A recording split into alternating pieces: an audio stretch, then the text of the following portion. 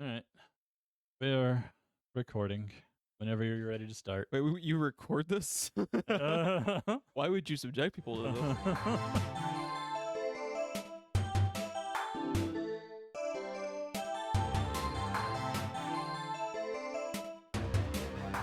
Welcome back, everyone, to a very special episode of.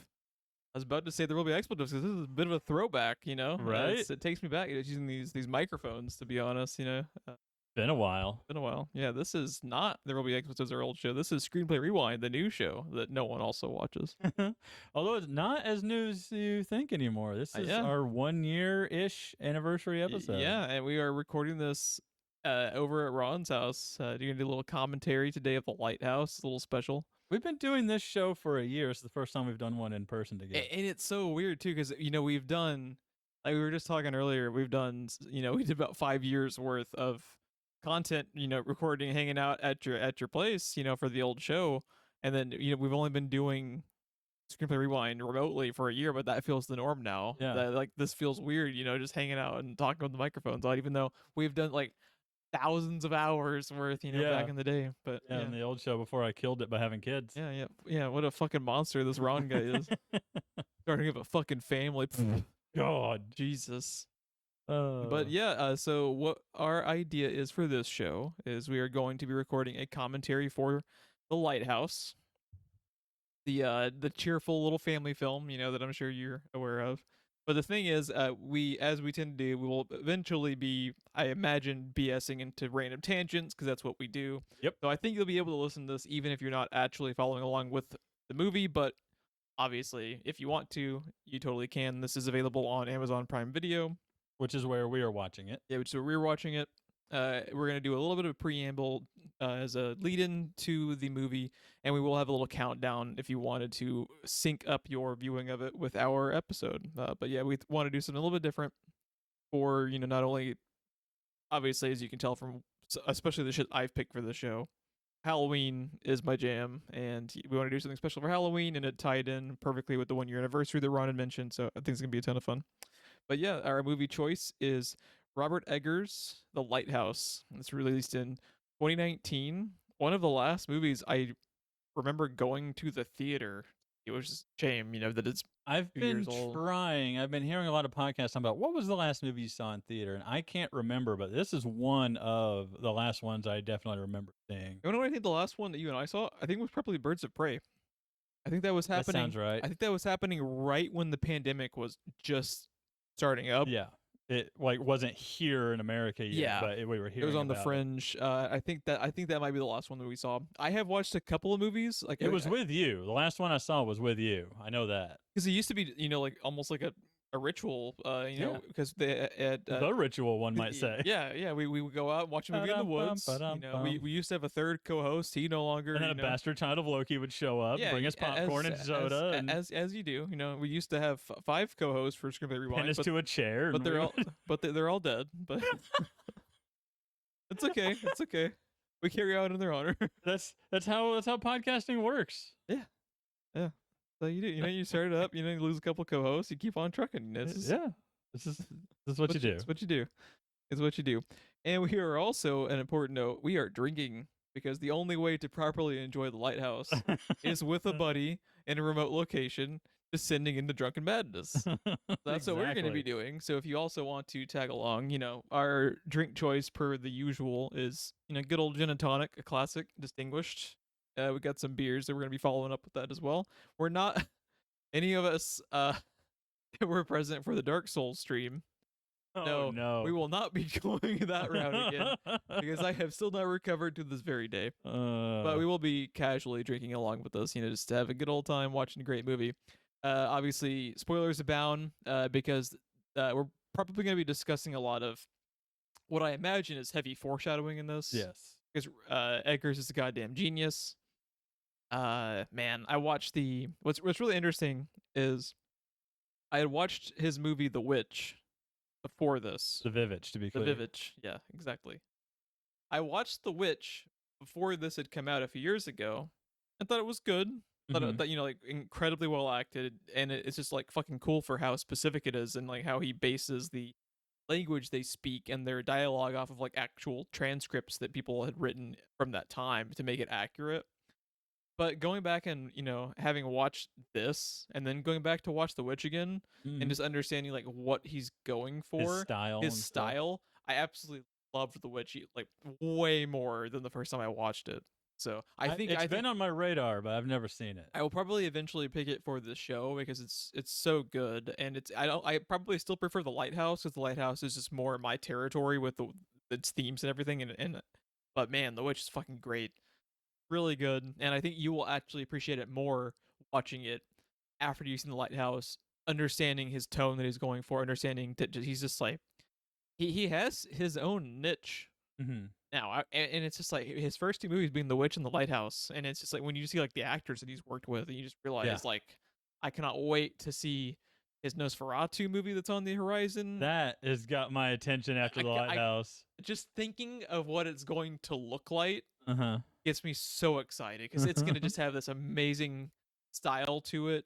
He's Mhm. probably gonna. I imagine he's gonna have Pattinson back. I imagine he's Probably, gonna yeah. have like because he likes to work with actors that he's worked with previously because Mhm. he made it a point of like when they announced, especially now that she's blown up because of the Queen's Gambit, but it was like Eggers remaking Nosferatu with Anya Taylor-Joy, Mhm.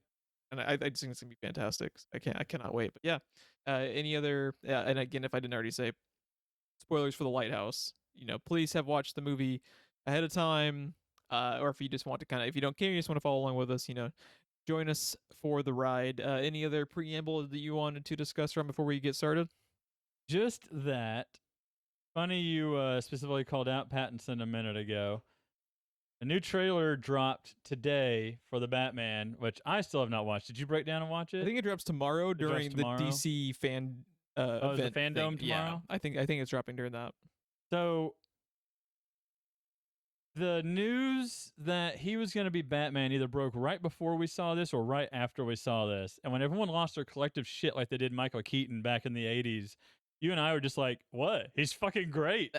I want to see this movie. And I already was aware that he was going to be fucking amazing at that before watching this because I'd been watching like the Rover and some of his other independent stuff. And it's like, I am so happy that he was cast as Batman and that he's going to crush that fucking performance. Absolutely. And people are finally and I think he's going to be the definitive cinematic Batman. And it's like the darker Arkham Batman, basically. Because just from like what I gather, because of how talented he is, because of what he's going to do with his voice that we've already gotten glimpses of, I'm so happy it's a toned down Bat voice, man.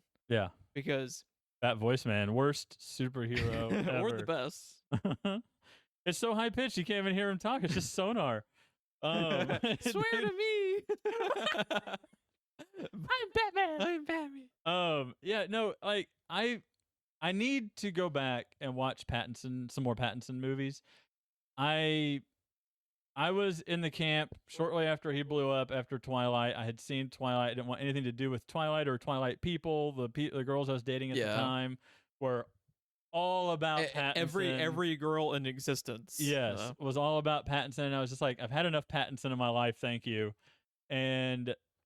But following news the way I did, especially back then and everything, any movie he made, even if people thought it was just okay or even bad, would talk about how great Pattinson was in it. All the critics and everything would, even if they hated the movie, they would always rate Pattinson very highly. And I was like, well, that's something. Everyone across the board seems to be talking about how great Pattinson is, and I had only ever seen him in Twilight. So I already had some pretty good inklings at how good he is. I've seen parts of, what is it, Water for Elephants or something? I believe that's what it was. I have his IMDb with right Reese Witherspoon, I believe. Yeah, I haven't seen that, but I'd seen parts of it. I didn't realize he was in Tenet. I didn't think I'd have to scroll so far to find it. He's also the best part of Tenet. Is he really? Yeah, because of course he is. But yeah. Anyways, yeah, there it is. Water for Elephants. I'd seen parts of that, and the parts of it I saw he was great in, but he's just kind of hadn't been on my radar. I just knew, I guess secondhand, you could say, that he was really, really good. And then we saw The Lighthouse, and I was like, What's your all's problem When you go toe to toe with Willem Dafoe? Dafoe in Crazy Town, Yeah. you are a fucking actor. No one does crazy like Willem Dafoe. Uh-uh. And he holds his own. This is a two-man show, people. The people that are listening to this that haven't watched the movie, this is a two-man show. It's just Willem Dafoe. This could be a play. It could be a Yeah. It's designed like a play. Yeah. It's set up. The camera angles and everything. Is Yeah, set up we'll like talk a about play. that. Just like Yeah. the style and production of this film Yeah. is mesmerizing, and how well they make it look like a movie from the 1920s. Yeah. It's incredible. But one movie But that he's you great. will be one of his best performances to me is The Rover, Mm-hmm. post-apocalyptic movie with him and Guy Pearce. Okay. And Pattinson is like unrecognizably good in it. And Guy Pearce is always good. And you know Guy Pearce is great. And it's a very, very grim but great movie that it's on the short list for the show. I will be having it probably within the next few months. I don't know about you. My short list for the show is very long. Yeah. Well, I have like 20 or 30 movies, but then you have like the cream of the crop. Like these are ones I'm wanting to get on the show like sooner rather than later. Mm-hmm. And this is one that I'm honestly fucking stunned we haven't already had Yeah. on this show. But yeah, Before we dive into the movie, though, I just want to say thank you for doing this with me again, because some of the most fun that I have had was the last podcast. We've been doing this one for a year now. I think we said this in episode 0 because we had to have something up to get iTunes to start listening to us. So we did an episode 0, and we talked about how we would get together once, sometimes twice a month. You would bring a movie that either I hadn't seen in a while, or you thought that I would like that I hadn't seen, and I would pick one for you. We would watch them both, and we just shoot the shit all night, playing video games or whatever, talking about those movies. And then COVID struck, and I mean, my life didn't change a whole lot, but not having access to leaving the house and going places, not having that liberty to do those things, changes everything. it changed everything. And living alone, I can't imagine how all of a sudden everything was shut off. And I am embarrassed it took us all the way to October to think, why didn't we just turn the movie days into a podcast? Because we had stopped doing movie days altogether. And we arbitrarily picked Halloween because that's our favorite time. Yeah. So, Yeah. with our two favorite movies. So, I killed it last time. But thank you for going down this road with me again, because this has been fun. Absolutely. It's been a fun year. Absolutely. Despite everything else that has fucking happened in the world, it's been a fun year. Yeah. And a great distraction. And this is just like a good, I don't really get to write as much as I used to. So this is also just like a good, not only am I getting to have a blast, either watching stuff that I love and am excited to introduce you to, like with stuff like with Southbound, just to be, they find this hidden gem, and it's just like, I can't wait to show it to my buddy and then get to talk about it. But this is like a good creative outlet for me, because I haven't been able to write as much over the past couple of years as much as I used to. So, just getting to kind of get back into that mindset of analyzing film or shows. Like we've covered a bit of everything over the past few months, and there's just something satisfying about digging up something like, oh man, I just know Jeff's gonna like love this movie, or I just know Jeff's gonna fucking hate this movie as much as I love it, or whatever. There's just something satisfying about digging something up and introducing someone to a thing, which is what I hope this show has done for someone out there. Yeah, and also like a huge thank you to everyone that is listening to us and has stuck with us. We see the numbers. We know you're out there. Yeah, every huge shout out, to everyone that was participating with, Friends and Family Month, especially. We probably need to have one of those in the next few months again, because that was a ton we already of fun. have a request. Yeah. I think maybe I know you're listening, Phoenix Waddell. I think maybe my favorite episode of this we've done was Dragon Ball Evolution. It's because of how much I never would have fucking watched that unless I was forced to, and I'm so happy I was forced to, because that recording was a blast. I think everyone that listens to this show was happy we watched that. What a movie. But yeah, what a movie, what a time. What a fucking movie. So just a real quick note, if you are watching this with us via Amazon Prime, we are going to count down when we start it. However, we are starting it at about the 31-second mark, because Amazon has a built-in advertisement for one of their other shows. If you're watching this on Blu-ray, or you've rented it through another service like Apple or something, at this point you should be at triple zeros on your screen, 0 minutes, 0 seconds. We are starting from the 31-second mark, because that's how long it took us to get through the goddamn Hannah ad. And why is it encoded? There's no reason for that. HBO, it's a separate clip. You as can a- fast forward all the way As through it. fucking should be in the year 2021. Amazon, like, what Amazon is so. I mean, You know what else is genius about that? You can change your ad without having to re-edit the goddamn file or re-encode the file. Yeah, and you can actually make it modern because the ad we're watching was for fucking Hannah, which I think has been canceled by now. I don't know if it has been. You know. Oh, I mean, they do cancel. It's not like it's Netflix. Not everybody's greenlit. You know. thanks for calling Netflix. You're greenlit. Yeah, you're greenlit. Oh, South Park. Okay, let's get the show on the road. We're gonna count it down from 3, 2, 1, and start your engines. Let's get this show on the road. A24. A24. Yeah, I am actually. I prefer them over B23. It's true. It's true. The superior alphabet number studio.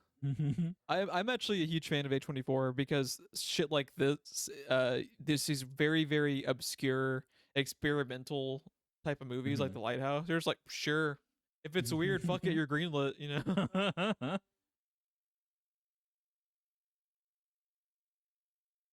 Ominous.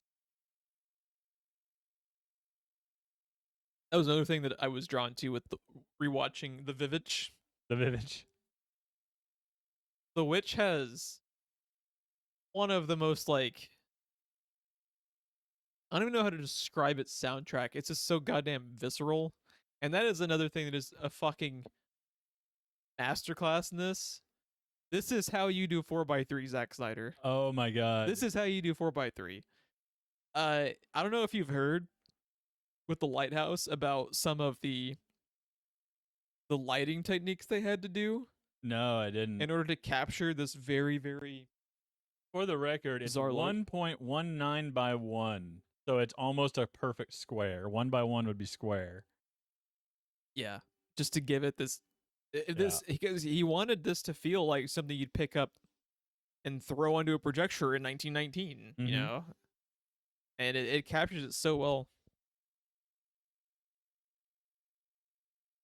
The thing that I appreciate about this movie is half the time when I hear something is presented in black and white, I'm just like, oh god, why?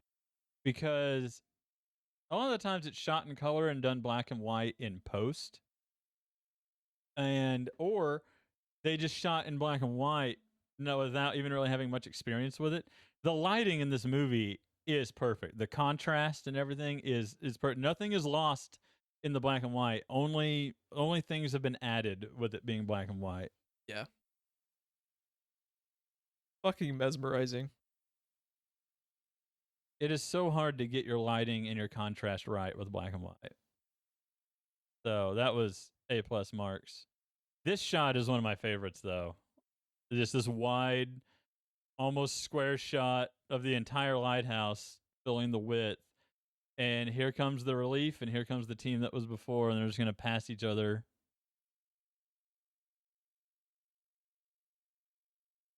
And how much of this movie is just that sound? Oh, dude, that sound. Man. That sound. That foghorn. Yeah. So there's your poster. Yeah. Yeah, there was also talk, I remember, where in order to just really encapsulate that feeling of Pattinson and Defoe just fucking growing to hate each other, and just that feeling of that remoteness where it's just them, is they were, I believe I remember hearing they were specifically kind of separated from other members of the cast and crew to where it was just Pattinson and Defoe, because he really wanted to capture that. Because, you know, it's a totally different mindset being stuck in this type of situation. They would almost have been better off by themselves. Yeah. Because when you have that other person, because that antagonist they become in your brain, where you grow to hate. You know, it's almost like you ever have like an annoying coworker. Yes. And you're stuck. Yeah. And he's like, yeah, his name's Jeff. But, you know, I'm talking about those little mannerisms that the person doesn't even realize they're doing that haunt your waking, you know, yeah. And he wanted to capture that, so they were sequestered away from a lot of the cast and crew, I believe. Also, we haven't spent enough time on Pattinson's mustache. I I'm- almost feel like it's dangerous for him to be smoking that cigarette with that mustache. Also, we didn't pre-agree on the subtitles. Sometimes when I'm podcasting with you or whatever, Christine has the TV on. Did you want me to turn subtitles off? Oh, no, or- you can keep them on. That's fine. Sometimes she has everything just down low and has subtitles on while she's simming or whatever while we're in here. How do you feel about some of those people that will only watch stuff if it has subtitles on? I can't do it I can't do personally. it. Something like this, I like having it because if we need to talk about dialogue or something, Yeah. or if we need to keep the volume lower because the microphones or whatever, I like doing it. But because I think I want to say the past commentaries we've done on the old show, we always had subtitles on. Yeah. But I cannot if I'm just watching something for myself. Yeah. Yeah.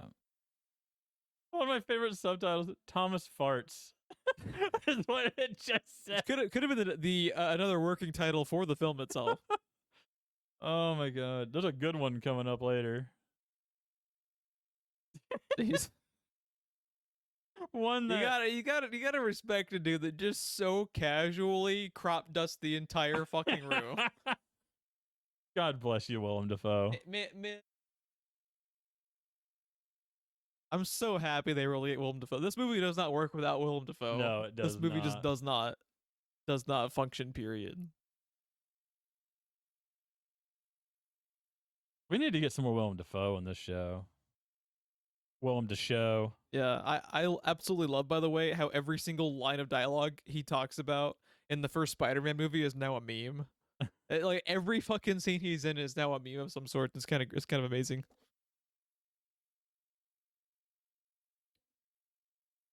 Another thing with like Pattinson is one thing that struck me when the first trailer for the Batman was coming out. How there were almost more YouTube thumbnails just using that really intense look of his outside of the costume. Yeah. And because he just has this intensity about him that can, just. Well, they based the Green Goblin mask on his actual face, right? Oh, with Defoe? Yeah. Yeah, I believe so. I believe that is like a facial expression that he made that they made into that shape, if I recall. Yeah. He's in Tales from Earthsea or whatever, the Studio Ghibli film that I didn't know about that I need to see. Pattinson or Defoe? Defoe. I did not know that. Because I always mix up the name of this movie with an Adult Swim animation, so I was trying to look it up. The Boondock Saints is something we need to get on this show. Yeah. There was a firefight.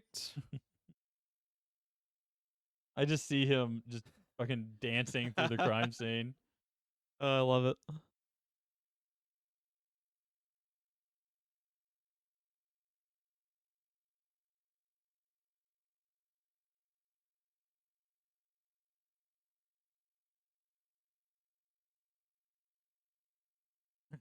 Did ya? Ooh. Burn. Get fucked, Arpat. Like, this is what I was talking about with lighting. Look at this. Look how great this is.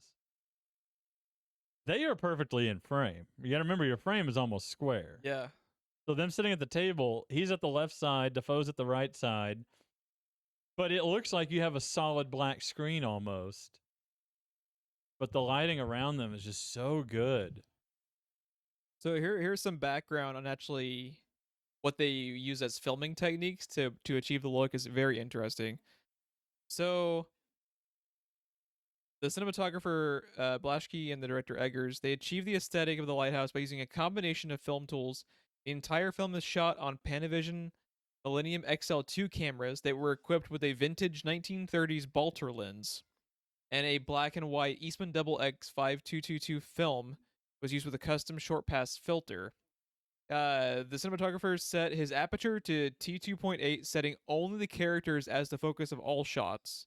And then due to the low sensitivity of the film used on set, 8K and 9K HMI lights were used through the entirety of filming. 8K and 9K lighting. As natural light could not suffice. The- So HMI light was bounced off cloths for daytime scenes, and low vintage bulbs and China lights were used to light night team and close-up scenes. So, for everything I hear, Pattinson and Defoe were going crazy because of just how intense like the lighting had to be. Because can you imagine how grueling this must have been to film? Because the lighting, your typical light bulb is what, about 2500K, something like that. That kind of orangey, not really orangey, but that kind of color. Usually, what light bulb you get is considered daylight, and similar to the sun is like 4K. Yeah, and they're using 8K and 9K. Did you say what power, what wattage? Wikipedia lists it as 8K and 9K HMI lights were used through the entirety of filming as natural light could not suffice. They don't specify, but they do say low voltage bulbs in China lights were used to light nighttime and close up scenes. So they pretty much like all the time they're just fucking blinded. That's just the sun. Yeah, just the sun shining at stage. But that framing device you were talking about, using them as the only framing, the way they're centered, or when they're on screen together, they're centered together, is what makes it almost look like a stage play. Yeah. And we're not switching between cameras. We're not cutting between cameras. I don't think this is shot with one camera, but it has a feel of like a one camera show or movie. And, like I talked about earlier, where, I always had a huge issue with Zack Snyder's Justice League being in 4:3 because it just feels completely arbitrary to me. Mm-hmm. This literally contributes to the theme of claustrophobia of the film. Yes. It makes it feel like it almost shrinks down the setting. Yes. In real time as you're watching it, which is important because that is the gist of the movie. It's these two guys stuck together with nowhere to go, and it's just that feeling of constant claustrophobia, with someone that you hate, And the thing that is also genius about it is it's not subtle when you first start the film.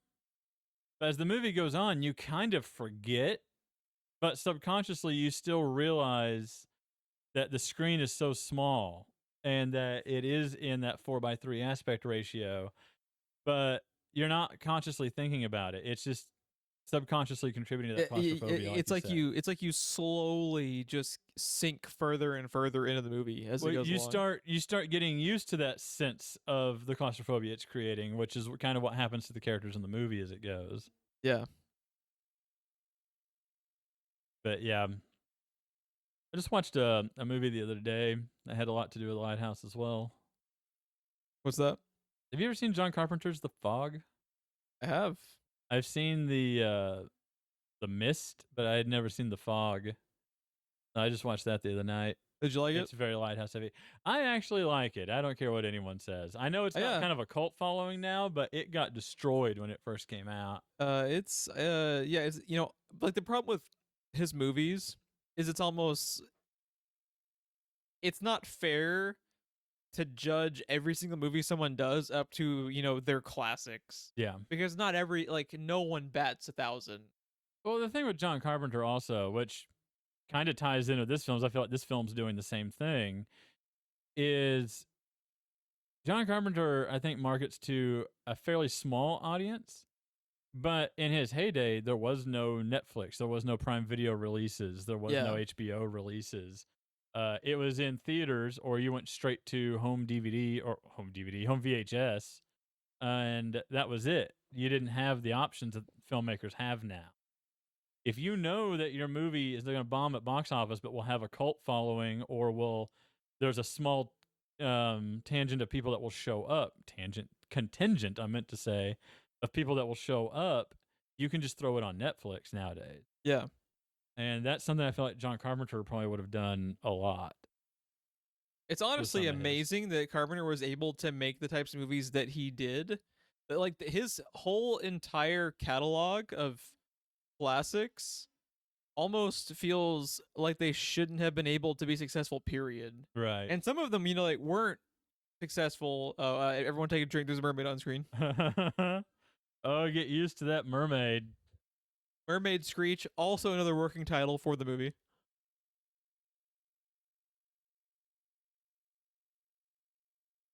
Look at this framing, Jeff. Look at the framing. Do you see that mirror over Pattinson? That is amazing. That is a level of detail and art you do not see. For those that are just listening and not watching the film with us, Defoe's back, he's barely even in the frame at the moment, and his back is to the camera. Pattinson is the one centered, and there was a mirror over Pattinson showing you Defoe's face.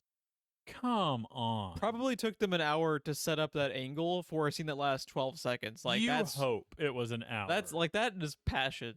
And that is another thing. It's like, man, when you eventually watch The Witch and you just see the fucking intensity that Eggers has to make these movies the way they are, and it's just like his tenacity to convey this just bizarre, like, classic has. Like I told you earlier about how he, like, literally based the fucking dialogue in The Witch off of transcripts from actual written testimonies of people in the 1600s Oh my God. to get this just very bizarre language that doesn't exist anymore. Yeah. Like, just, he could have made a normal movie, but he doesn't do it. He has his vision and he fucking makes it, man. Like, I could have made Romeo and Juliet, but used the original dialogue. Romeo and Juliet, but it's our Pat and Defoe. I'd watch it. Just remembered the Defoe's Juliet, right? I just remembered the seagull, by the way. I cannot wait for the seagull. Popeye the Seagull.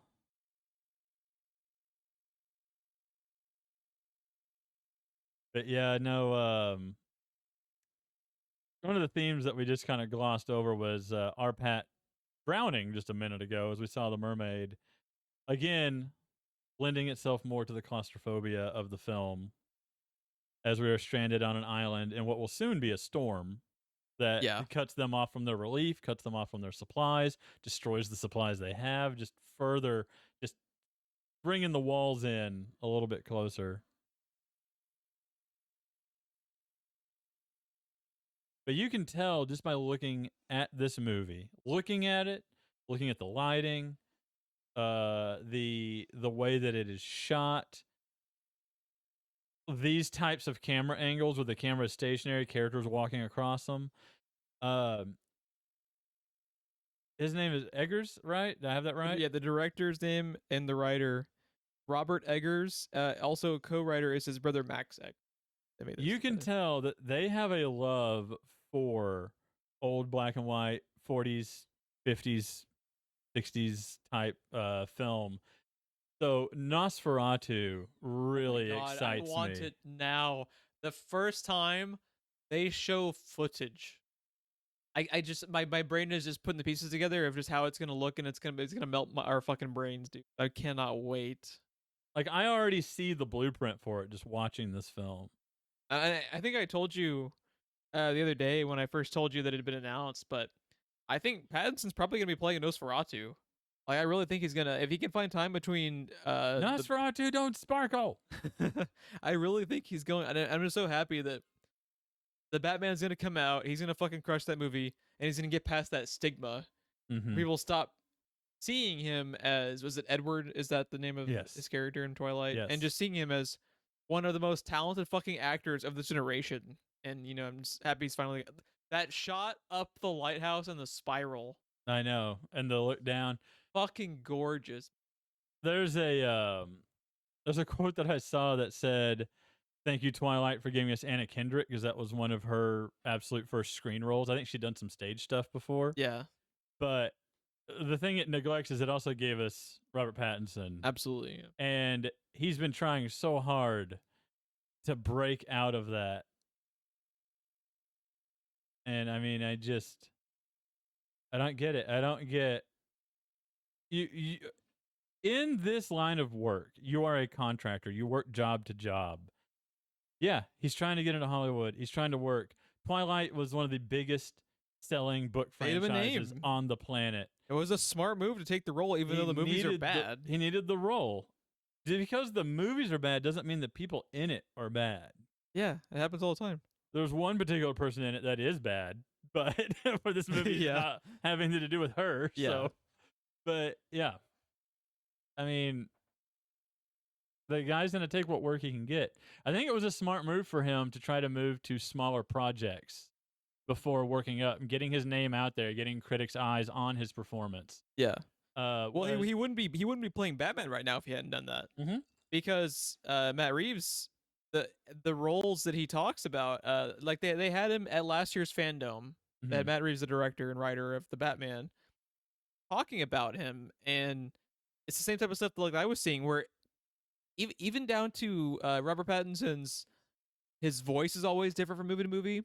Yeah, he always has very specific mannerisms. Like he is not recognizable. Yeah. I cannot wait to just to show you how he is in The Rover compared to this and compared to some of his other roles. It's just he's not fucking recognizable, and I think he's gonna fucking crush the duality of the Batman Mhm. of how you have to have someone that can portray both Bruce Wayne and Batman, and I really think he's gonna crush that because he's a fucking different person in every movie. Yeah. Yeah, the smart thing about going the path he did, going with smaller projects, is so you don't end up like is his name Aaron Paul from Breaking Bad? Yeah. Trying to jump straight into Need for Speed, and all anyone ever could see was Jesse. And it would have been the same with Robert Pattinson. Everyone would have just seen Edward, but going into the smaller stuff, like I said, getting the critical eye on his performances, Letting time pass. the film circuits. I think Aaron Paul was probably a little too hungry, and then now you don't ever see or hear anything about it. I think there was some show he was on. I saw him on Colbert plug-in a couple of years ago, but I think he will eventually come back. I think he will. because he's just too talented not to. But he added more time to that duration by doing what he did. So By trying to jump into a big project. And again, you work job to job. Need for Speed, one of the biggest video game franchises on the planet. Are you going to say no when Need for Speed is trying to write you a check? Yeah. I mean, I don't blame the guy. And it's also kind of a you can't really lose because it's not like people are going to be looking at Need for Speed and expecting Oscar caliber performances. Right. So it's not like anyone's going to give him shit. The dude needed to, it's just like that Dude, just that Breaking Bad money. Yeah. He's got a mortgage, man. By the way, did you ever watch the Breaking Bad movie? No, I did not. You should watch it. It's actually really good. I forgot about it. It's actually excellent, and he's fantastic in it. I forgot all about it. Yeah, you should definitely check it out. Why is Willem Dafoe so at home at Bloodborne anything? Yeah. He sounds What like did we? any What Bloodborne we've person. fan casted a Bloodborne project like 500,000 times. And I'm sure Willem Dafoe was all the characters. Yeah, because he can fucking play any of the one I think of probably Gehrman. Gehrman. Gotta be Gehrman, right? Take a drink. We Gehrman's talk pretty Bloodborne. good. If it weren't for age, my perfect casting would have been his name just left my head, Jeff. He's in Harry Potter, he's in Doctor Who, he plays the first Doctor a lot. Anytime they need the first Doctor for anything. My brain's on the. Yeah. Sake, what I had Ron it. is consulting the IMDb. Bradley or something Bradley.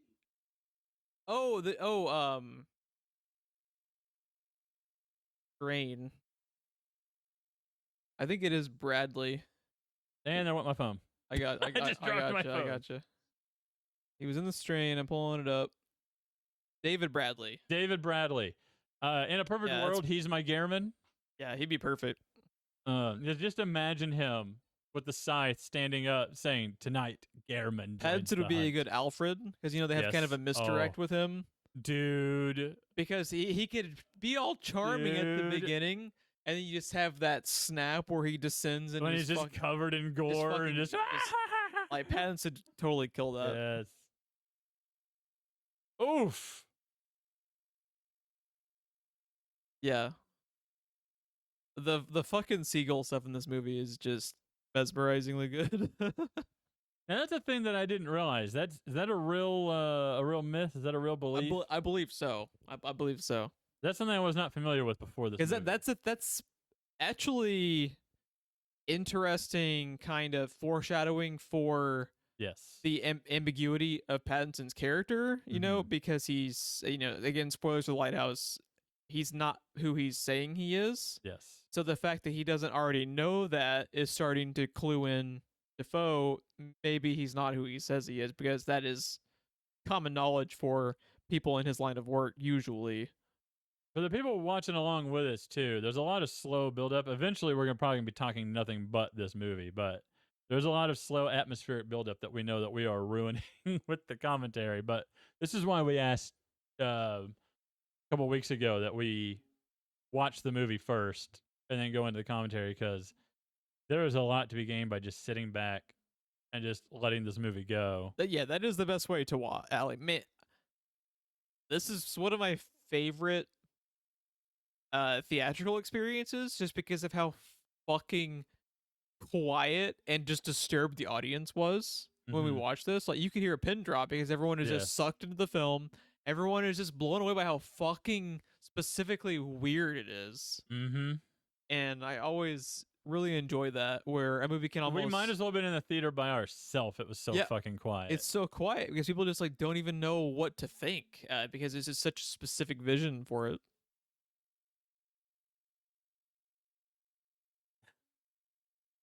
And again, every fucking still image could be analyzed just about, whether it be for story themes or whether it be for the lighting and the technical film aspects of it. Just incredible. The shadow of Defoe that was on the shed behind him every time the light passed and stuff. So good. That lighting there couldn't have been more perfect before it cut to the daytime. But yeah, these camera angles here is what I love, because this feels like I am watching some classic film. Yeah. Back from the 40s. You could tell they really studied their tropes, because they had to convey these common ground camera angles. The way that people are framed, is very, very specific. I'm sorry, what?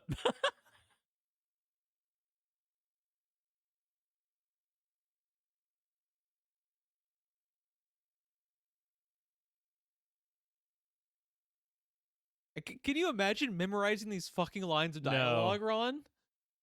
Like, both of these fuckers should have gotten Oscars for this movie. I know.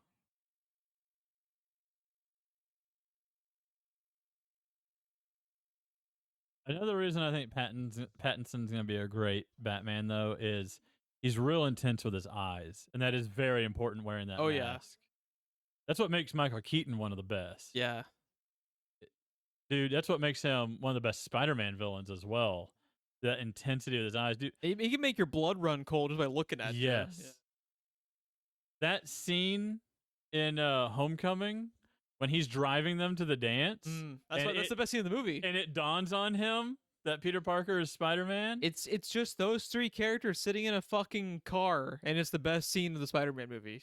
The moment that not only has it clicked, but you see that he's fully processed it, is when the traffic light turns green and casts that green shadow, that vulture color over him. I need to watch. It's so good. What's interesting too is I was thinking about it a couple of weeks ago when I was thinking about what my rewatch leading up to the next Spider-Man movie is going to be. I think I'm actually going to start by rewatching the Tobey Maguire 1 and 2. I think you're gonna have to. I think I'm gonna have to be, because they're gonna include specific references to certain scenes from those first, at least those first two. They're gonna pretend the Spider-Man 3 never happened. Oh, as they should. As they should. Everyone knows that Venom is emo. Could you imagine if they had like Topher Grace back as Venom? I would do it. Just to fuck people, I would do it too. I would do it, and I would make sure that we got the performance of his. He's not a bad actor, but I would make sure that he was like the most amazing Venom you have ever seen, just to fuck with him. I don't know that this is true, but I've always heard that Sam Raimi did that as a fuck you, because everybody wanted Venom so hard and he didn't. Yeah, because Raimi wanted the Vulture. Because he was an old school Spidey fan. Now I'm glad that didn't happen, because we wouldn't have got Michael Keaton. Yeah, we got an awesome Michael Keaton performance out of it. To this day, probably the best Marvel MCU villain not named Loki. Yeah, is still green. Is Michael Keaton? Yeah, still green. Still green. I'm trying to save you. Oh my god. See, this is what I was talking about earlier. This shot. I love these character shots here, the way they're centered. They're on the edges of the screen. Look how tight that feels. Yeah, you have there's no wasted space. That doesn't feel, it doesn't look any different than it would in full 16:9. There would just be more room, just empty space on the screen. By making that 4:3, it feels so tight and so claustrophobic. And even the what's funny too, even the exterior shots when they're walking around outside, they're always either framed or angled in ways to even make the outside feel claustrophobic, because it is. They're stuck on a fucking little island. And there's an allegory there too, because it shows the entire lighthouse, right? From the house they're living in to the lighthouse itself, edge to edge. And that is their entire world in this movie. Yeah. You're seeing their entire world in that one tight little shot. That will take it hurt, by the way. Yeah, and then this is another thing, is just how many different interpretations there are of the ending of this movie that we'll get to later. Mm-hmm. How at this point, because the scene that just happened was Robert Pattinson actually falling off of the side of the lighthouse as Defoe was in another shot of a seagull, of course. So at this point, Robert Pattinson could have fucking, the rest of the movie could be him fucking dying, and it could just be like his kind of last, like mental interpretations of his surroundings as he's dying. You don't know what the fuck is real. You don't know what happens. You don't know how much of it is just them going crazy and what is actually, supernatural dying phenomena. Man's brain just doing what it does. Yeah, you don't know. Everything is a legit interpretation on what's real and what's not, and that's so cool when that's actually a story trope that lands and it's not like forced. There's a lot of bad forced ambiguity and stuff. That was full Batman mode right there. He just fucking vanished, dude. Someone photoshopped that scene. Someone edit that scene for him to be in the costume. See, and here we are again. Look how claustrophobic this looks. If this was 16:9, it'd just be kitchen on the left, empty wall to the right. Nothing is added. But look at how much is added by removing that outside edge. Yeah, to Ron's point, every single time they're sitting across from each other at a dinner table, the frame lasts just long enough to have them be at the edges at all times. And when Defoe got up and walked away, the camera moved to keep it that way. Yeah. It's genius. This is one of those movies that should be taught in film school. Yes. That very rarely happens nowadays because we just had so many movies over the years where it's kind of hard to tread new ground. But this is treading new ground while treading, old, 90-year-old tropes at the same time. So cool. But not in a way that makes it look like a trope. It's actual technique. It's great. I have another one I'm curious to get your take on. There's a film I believe should be taught in film school as well, and people look at me cockeyed when I say it. But I think Baby Driver is one of those. Absolutely. Just the way that they integrate the music into the action scenes and shit like that. Dude. Like when and the way that it is at the character's core, like he literally cannot function when he loses his music at one point. Remember when he steals the lady's car and he's sitting there going on the radio frantically? How have we not had Baby Driver on this podcast? I fucking adore that movie. I have avoided it to put some distance between Kevin Spacey stuff and that. Yeah, I understand that aspect of it, but because I mean that movie is about him basically raising a boy under his wing and grooming him. True. It's weird. It is. It's weird to look back on Baby Driver now. But I can still detach from it. Just John Hamm though. Yeah. Oh my god. Man. Love that man. He was another contender I had kind of in the running for a potential Batman sometime. Yeah, absolutely. He's got the intensity for the suit. He's Bruce Wayne outside of the suit. And what's funny, he's fucking huge. He's a big man. Yeah. And Bruce Wayne is not small. Bruce Wayne's like 6'2", 6'1". What's funny too is how his Mad Men character Don Draper actually has a lot of Batman-isms to him about how on the type of character he's trying to portray at work. Mm-hmm. He's trying to be this kind of suave type of guy, the Bruce Wayne type, while also needing to be his actual self. He's a very dark character. He's very angry. His bottled up a lot. Mm-hmm. So like, there's a lot of Batman and Don Draper. So it would have been a great pick. How has that been in a Marvel movie by now? I don't know if it's choice or people just think of Don Draper, or I don't know. I always say he'd be a good Doctor Doom. I could see that. They need to start casting him soon because they do have Fantastic Four now. Well, they're gonna start running out of people if they don't start. Yeah. They've used 3/4 of fucking Hollywood. You can't have a movie anymore without 2 or 3 Marvel alums being in it at the same time. Yeah. Like This is not a bad thing, but at the same time, it's just like some of them. It's kind of like, oh look, it's Black Widow and Captain America, and like Yeah, I think we just talked about last week on the our last episode on the podcast. About like Wind River being Jeremy Renner and yeah. Or the most awkward one is Godzilla 2014, where the brother and sister, the Maximovs, yes. The Maximovs are husband and wife. The married Maximovs. They have a kid and everything. Ugh. And then you watch Age of Ultron, you're like, but wait. No. Please no. I didn't know this was that kind of Avengers movie.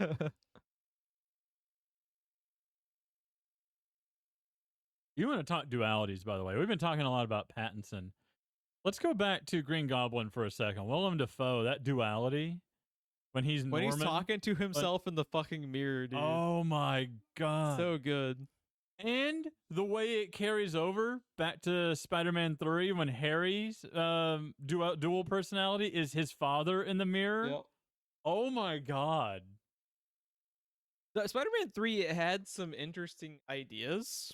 It's just, man, they shouldn't have pissed off Sam Raimi, dude. Look, I am the only person on the planet that says this, but Venom is one of my all-time favorite Marvel characters, which is why I'm so excited for Insomniac's Spider-Man 2. Mm-hmm. It's gonna be great. Especially with that teaser at the end of the first game, which I'm not going to say because that ain't Eddie Brock. But, dude, I liked the idea of Topher Grace, like someone built like Topher Grace, not the big jock like Eddie Brock, because that makes him more. He's supposed to be the antithesis of Spider-Man. Peter Parker was not that big jock. He's literally just designed the way he is because it was Todd McFarlane in the 90s. Yeah, that was the style. Yeah, and I gotta say, because of the Spider-Man cartoon that is now, I believe, just referred to as Spider-Man the Animated Series, the Fox one with the 3D opening. Because you of say that it, and show, I just hear the music. Yes, in my head, it takes me right back to being like 5 years old, and I love it, dude. Because of that show, I love the Venom voice, but hearing an actual human voice coming out of that face, because they didn't do anything to Topher Grace's voice, it was just Topher Grace. But it was a face full of teeth and a fucking 6-foot-long tongue, and he just sounded human, and that was more creepy to me than anything else I've ever seen in the Spider-Man universe. Yeah. So there's a few things about their Venom that I did like. And I think what they did to him was bad. I don't think it was Topher Grace's fault. He took a lot of shit for that. Yeah, and again, it's like maybe everyone needs to just like calm their tits about yelling at actors just trying to make a fucking living. And realizing that, they're paid to portray what someone wrote and someone directed them to portray. Yeah. That's why you have a writer and a director. They're usually filling other people's visions. Topher Grace may not have wanted Venom to be that way. That's not what he's paid to do. So, I like Topher Grace, actually. Yeah, honestly, and it's not Thomas Hayden Church's fault, but I think the most out of play. I like how this is turned into like Spider-Man 3 discussion. This is turned into. But I warned you it was going to be random strings of tangents because that's what the show is. But we're going to be getting to the parts of the movie soon where we're going to be. The part of Spider-Man 3 that just really feels out of place, even though it's not bad, is all the Sandman stuff. Sandman's a great character. Sandman's a great character. They picked a really good actor for him. Lloyd from Wings is how I know him. But it's just it doesn't. It's shoehorned in. It's so shoehorned because Sam Raimi just wanted to have one of his classic villains, and because when I think of how to properly intertwine villains, I think one of the best examples of it is Two-Face and the Joker in The Dark Knight. Yes, how their stories are seemingly disconnected until they're not. And then when they mesh together, they mesh together very well. the Sandman stuff feels like a totally different fucking movie. It does. I'm sorry, that subtitle was squelching. Can you explain to me what the fuck squelching? I saw you look at the screen when I made that face. I read the word squelching. I was like, ugh. That's not what squelching means, is it? If I squelch you, you could no longer instant message me. That's not what squelching is it? I also think the best way to watch this movie, and I'm not saying to turn it off because like we're doing it for a commentary. We kind of need to have it. The lights out. If you're just watching the movie, yeah, turn the lights off. But I almost asked you before we started if that was something you wanted to do. But turn the subtitles off because I almost think part of the experience is trying to figure out what the fuck these two guys just said. Yes, because it's such a. When we saw it in theaters, it took me a few minutes to get used to the way Willem Dafoe talks. Yeah. Because he talks like an old salty sea dog. And I think that's supposed to be one of your clues about Robert Pattinson, because he does not. But he's posing as someone who does. Who was, rather. Yeah. Sorry, I was trying to focus on the screen while getting that thought out. That never works for me. Walking, it sounded more like a laugh. I wonder how many hours it took them just to get these shots of the seagulls, needing to do what they needed them to do. Oof. Oh, the sound, dude. Oh. Puny seagull. Yeah. If you are not watching along, Robert Pattinson is now viciously murdering a seagull that has just been driving him fucking nuts the past few weeks. And let's just say the seagull is very dead. The seagull was very dead like 12 smacks ago. Now, as a writer, would you like to talk about foreshadowing? What are your thoughts on foreshadowing? Well, you see, Rod. I like how the music coincided with the foghorn, by the way. Yeah, that's the thing in an Eggers movie. Not a single goddamn thing is by accident. Every fucking frame of the film is calculated. The other thing that we usually remark on, we haven't talked about yet, is how sparse the music is in this movie. It's a very deliberate thing, because we talked about this in Alien back in episode 2 and 3, I guess, is if you want things to feel claustrophobic, it needs to be quiet. The music kicks in to accentuate a point, but for the most part, we're going for claustrophobia and the feeling of being trapped with Willem Dafoe here. So most of the time, like in this scene here, there's just no background music. There's some noise, but it's really quiet. Yeah. Because he's almost trying to, it's interesting, this is such a love letter to, classic cinema and just like the way they used to have to fucking film these movies. But it's also, he's trying to almost actively detach you from the experience of watching a movie. Because he's just trying to put you in the shoes of Robert Pattinson and how fucking awful a situation it is. Yeah. And, just allowing you to detach from the fact that you're watching a movie and just realize just how, like, fucked up their situation is, how fucking brutal Defoe is to him. Mm-hmm. Like, the fact that he doesn't just fucking murder him by the beginning of the second act is amazing. I would have fucking killed him. If it me, it would have been fucking Defoe getting smacked up against the side of the brick wall and not the seagull, dude. He's a fucking asshole to him. He gives him all the shit jobs. He won't let him go look at the lighthouse. That's all he wants to do. He wants to go look at the fucking lighthouse. He's supposed to be learning to be a wiki. Yeah. He's supposed to be up there figuring out what's going on. And Defoe just pulls fucking rank on him at every turn. Is Defoe trying to sell me a thing of salt? Is it the Morton Salt character that has the that same hat? Oh yeah, that slicker and that hat. I'm gonna let Ron vamp for just a minute while I step away to go to the restroom. So I'll be right back. So let's talk about lobster. Oh man, this is one of the moments that I was referring to earlier, where this is clearly not a one camera shot. We're two cameras in this scene, but the framing has not changed. And I know I keep talking about the framing, but framing is something that people just don't pay enough attention to, including filmmakers, because it is a way to laser focus your audience on whatever you're wanting to see. That looming shadow behind Robert Pattinson right now is amazing foreshadowing as well. It's just, It's just phenomenal the way that this is used, and this framing they're using is only working because of the aspect ratio.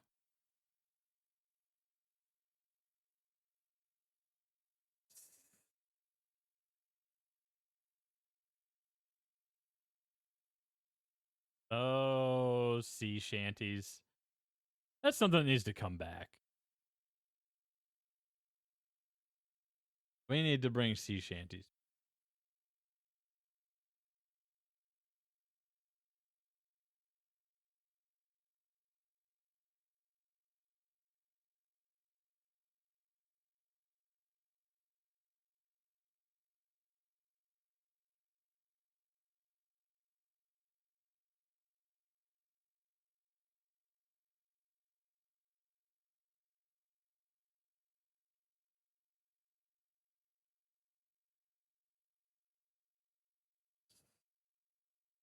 It seems like this that Jeff and I were getting at a minute ago.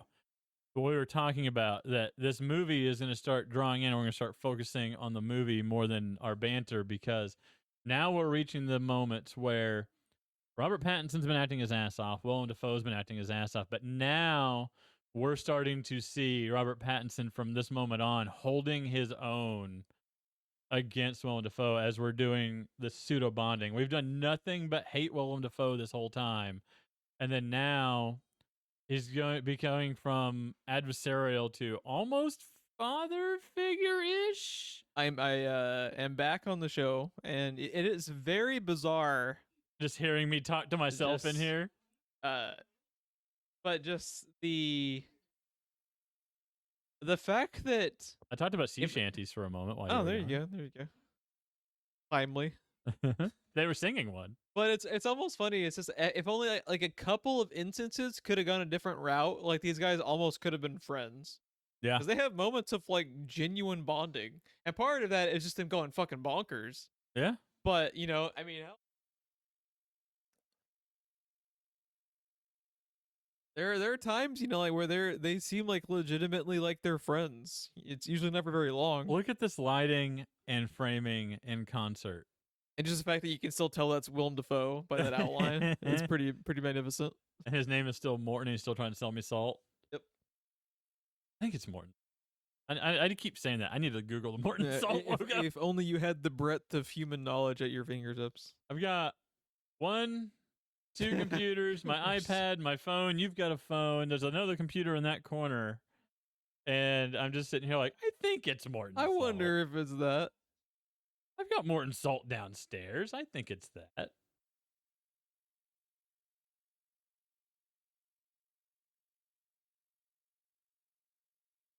Eagles squawking. And the fact that we keep cutting to him laying down on his back at different times with the seagulls squawking, Jeff. Come on. If you know this movie, then you know what we're talking about. Uh-oh. Oh? Oh my God. What did you discover, my friend? Well, first off, I was wrong. It's not Morton Salt. But second off, you can be the Morton Salt girl costume. They have that. That's a thing. The yellow dress. I know what I'm going as for Halloween. Right? One of us is going to have to change. Is it the Gordon's Fisherman I'm thinking of? It's probably the Gordon's Fisherman.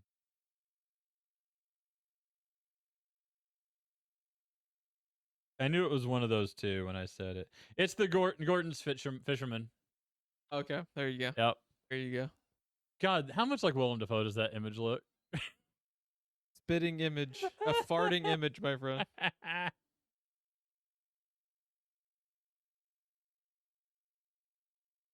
So thank God I've been saying Morton's for an hour. It'll buff out. We'll fix it in post. We won't fix it in post.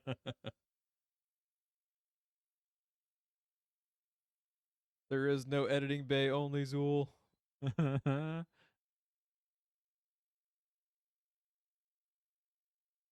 also just want to spend an entire fucking afternoon just watching all of the YouTube analysis videos of this shit. It just all of the like there's so many mythology callbacks and stuff in Oh, I here. know. I And read I about can some of them. and I can pick up like the first time I watched it, I picked up on some of them, like the more obvious ones, but there's Hmm. so much that's like just these very, very obscure callbacks to mythology that just goes right over my head just because I haven't studied it that And much. some of the stuff I was reading in prep for this, apparently they just directly call one out in the movie by name almost later in the film. But yeah, there's a lot going on. And you and I have often talked about the Lovecraftian vibe that this has, but really it's Edgar Allan Poe. Yeah. He's got a short story, I believe, just called The Lighthouse or something like that. Um, that this is actually based on. I don't know how closely it follows. Yeah. Maybe it was like originally supposed to be more based on, and then over time it just kind of evolved into what it is. Yeah. Take a drink. We have mermaid. And someone called Tom Hanks. Let's see.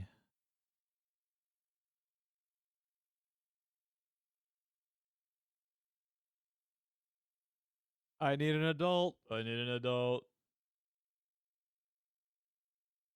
I was trying to remember the line in Fifth Element that she says. And he's like, "Hey, when she woke up, she said this. What does that mean?" He's like, never without my permission." Yeah, that's what I thought. That's what I was trying to think of, was that line that she had.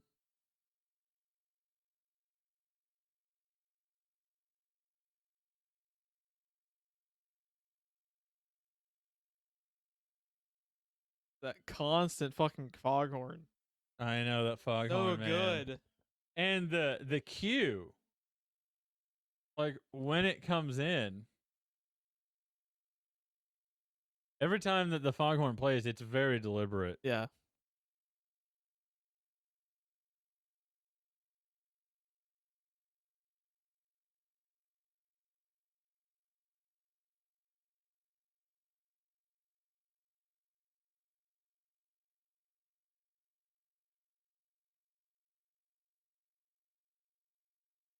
Just the way that they so often linger on shots more than another movie would too. Yes. Just adds so much to that.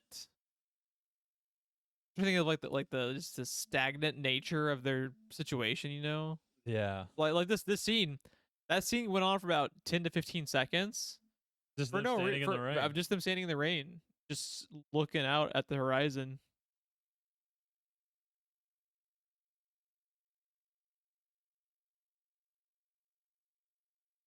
So what research are you looking into the lighthouse aspect of it, like the Edgar Allan Poe?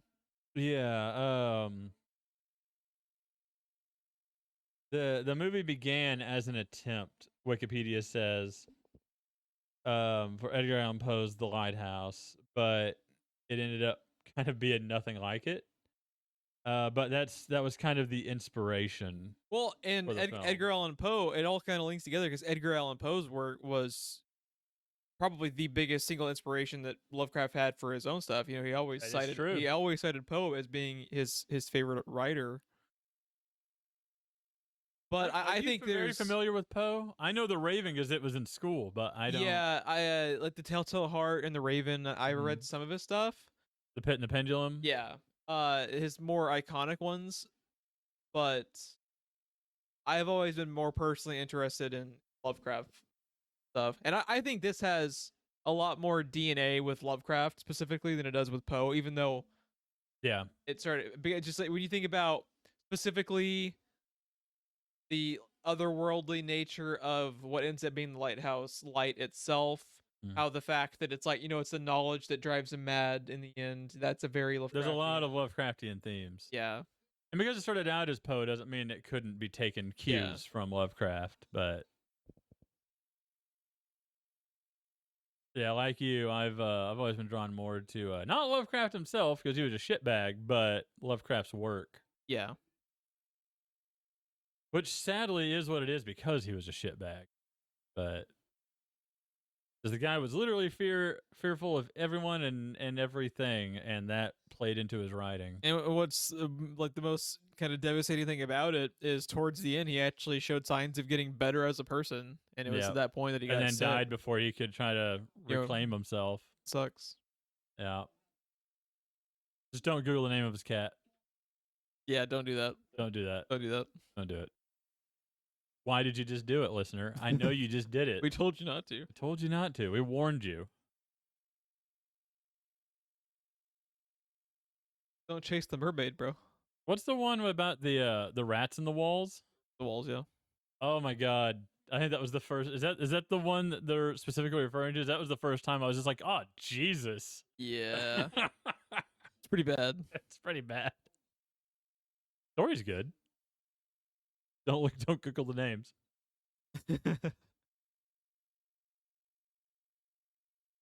Okay, so not only is he delivering the lines, Jeff, listen to the delivery of Defoe.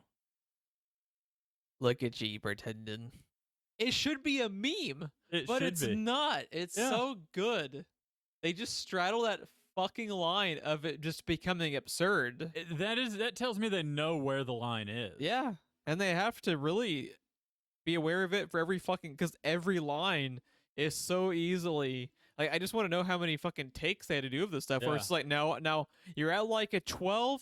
I want you to be at a 10. You know, you need to be fucking nuts, but not be a meme about it. You know, and oh my god, that's what's perfect about the casting of Willem Dafoe, right? I mean, think about the serious and dramatic roles he's played. Then you think of him in like John Wick, and then you think of him in like Spider-Man, all the way up to Boondock Saints. And it's just, the guy's got so much range. He's perfect casting for this role. Yeah, this movie does not work without Willem Dafoe. It just doesn't.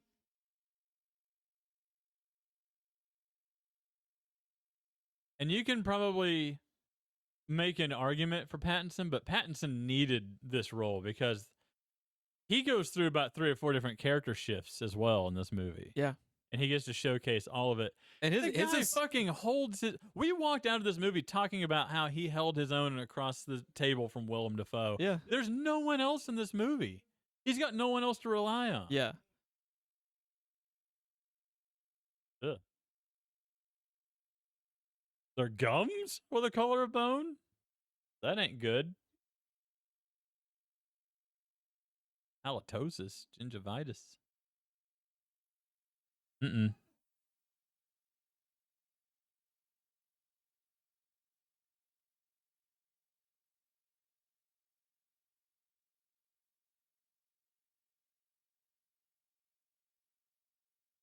What's funny too is you ever just think about like how much of their careers it almost like kind of mirror each other between Willem Dafoe and Nicolas Cage. Yeah. Of how they're like defined by the degrees of their craziness.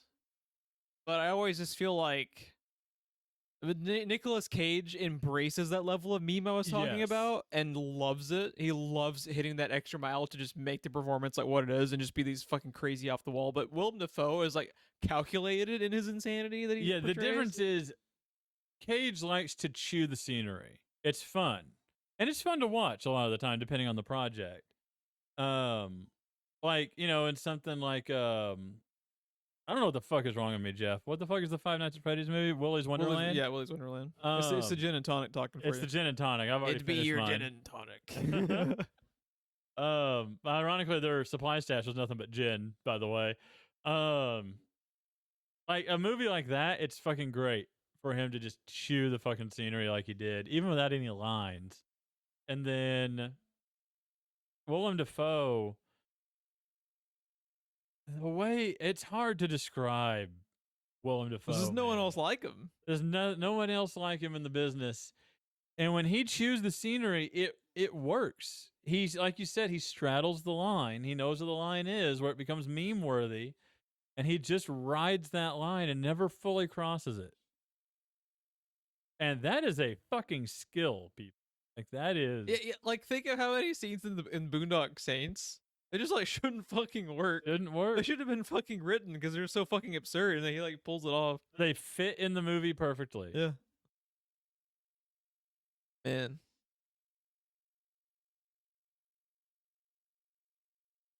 Giggity. Imagine your food storage being destroyed and your backup source is just nothing but bottles of gin. Reminds me of our Dark Souls stream. That's two Dark Basically- Souls. That's about how it Basically what went. happened.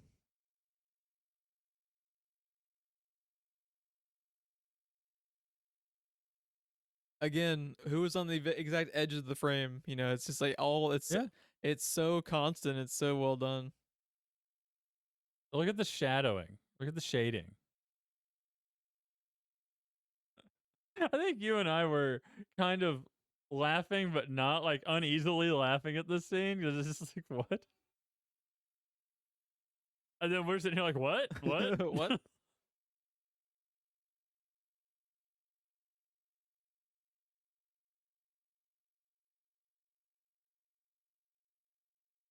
Here we go, Jeff. Yes.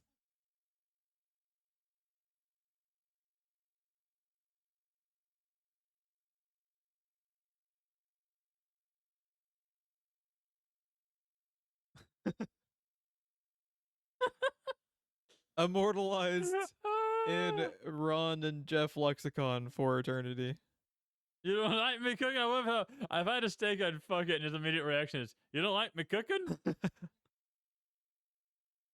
I want an old man Popeye movie starring Willem Dafoe. Hell yeah, dude. I also think you and I need to go as you and I need to go as these two characters in the Lighthouse for Halloween. Oh no. I'm just carrying around the fucking seagull corpse. Oh god.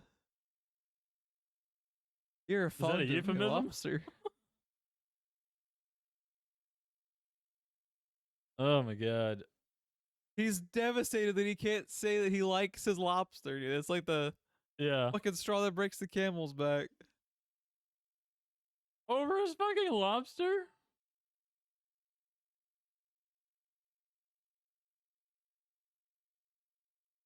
King Triton? Little Mermaid? God, I just fucking love this movie so much.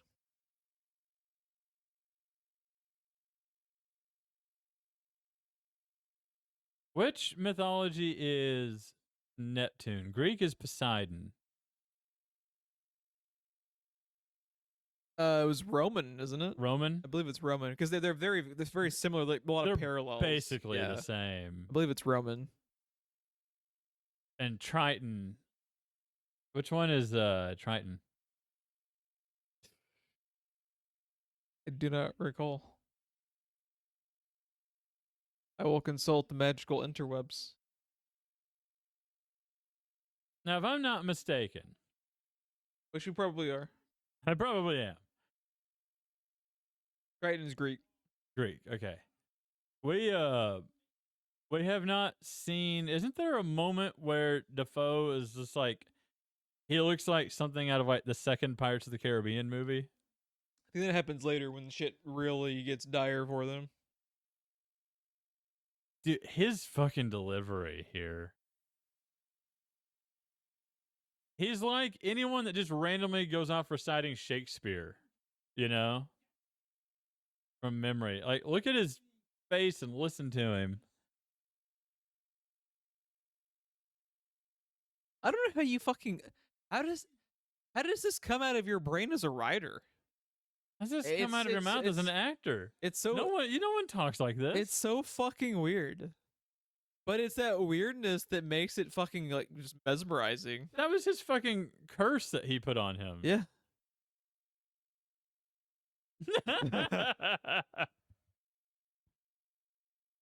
I love how it just cuts I know from you love there. me, lobster. Say you love me, lobster. Just the fucking heartbreak on his face, dude. As he's delivering, I know you like me, lobster. I love the clock continues ticking. You're gonna sit there with the knife, dude, just staring up. Oh man. It's like, are we fucking bonding or not? Like, there are times where they genuinely seem like buddies, And then all of a sudden, we're asking Neptune and Triton to put a curse on you It's so funny is over lobster. those patents and eyes you were talking about. Just imagine the Batman mask Yeah. over that. God, I want that fucking movie. 5 months?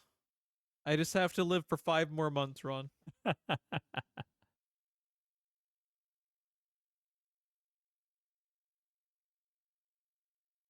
I might have to go see that in a theater. Oh, abso-fucking-lutely, dude. I haven't been to a theater since probably Birds of Prey, like you said. Absolutely. I might have to go to a theater. There are some things just like, you know what? Give me the murder virus. I gotta watch the fucking Batman, dude.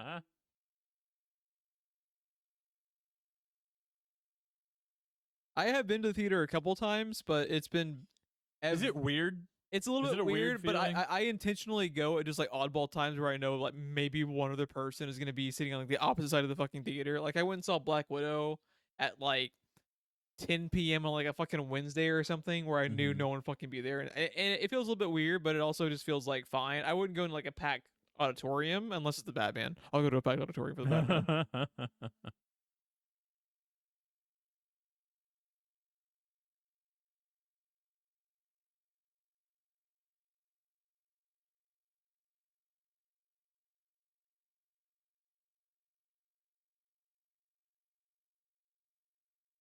What I've been looking for in this movie is what we talked about in Knives Out with the lighting and the two-faced nature of the characters, Mm-hmm.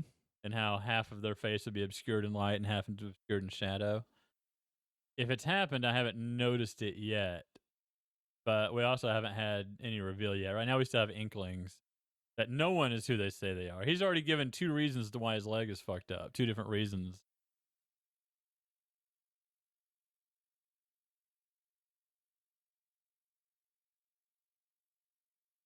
Yeah, one thing we haven't really talked about very much either is just like how is this movie as funny as it remains to be when they're I think it's a lot of it is just performance, you know? Mhm. Because a lot of the shit that's funny is just the way they interact with one another. Yeah.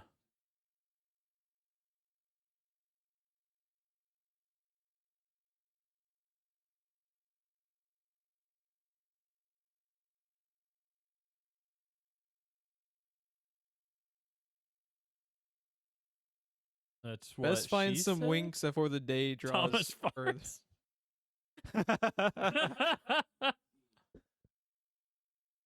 Heel hauling. Okay. You're the scribe here. Debatable. Is there an allegory or a metaphor or something with the farts? What an odd choice. I honestly think what it is Is it a character thing? I think part of what it is it's over the top by nature. Mm-hmm. But it doesn't feel over the top somehow in the movie. Yeah, well, it can at least at first because you're just like Jesus Christ, like he's just Yeah, really. you don't know what you're going for it. You don't know watching what you're yet. watching at first, but Oh, Mermaid's gonna be so happy later. I just think it's one of those things where they're trying to make it just kind of make you uncomfortable. Mm. And it's also a real life thing. You're like I was talking about earlier about how like the little mannerisms like your coworker can have. It's like that to the nth degree almost. Like Right. a common occurrence taken to just like horrifying extremes.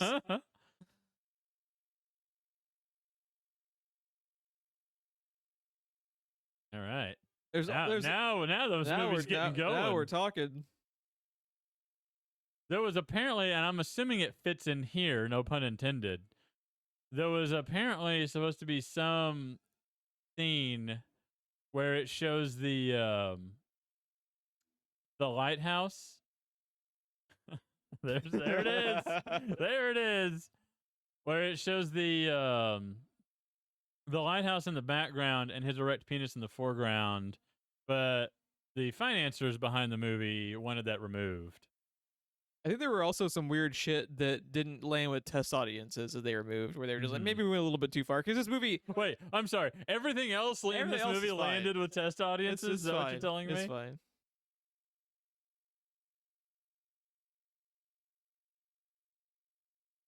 Uh-oh.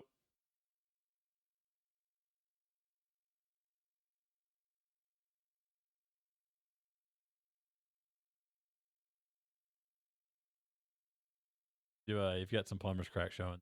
Yeah, Robert Pattinson's his ass fourth in the billing, third was his mustache, overshadowed by the stash.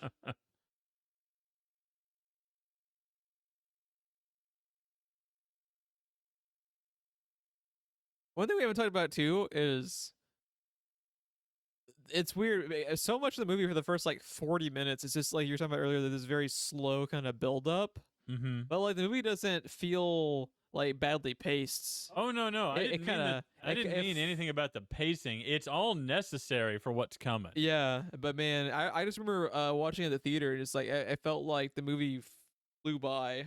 Yeah, it doesn't waste your time. Everything is very deliberate in this film, And it's so brisk in just how much audacity he has about making the movie weird and the way that they talk. It almost feels like you're just like the whole runtime. You're just trying to play catch up. You're just trying to like figure out what the fuck you're watching. Oh, we got more sea shanties.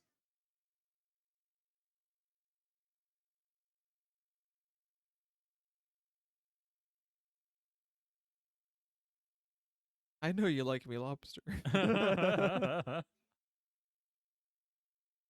I need to add that to my That needs to be my repertoire. bio on Twitter. Just say it. You like me, lobster.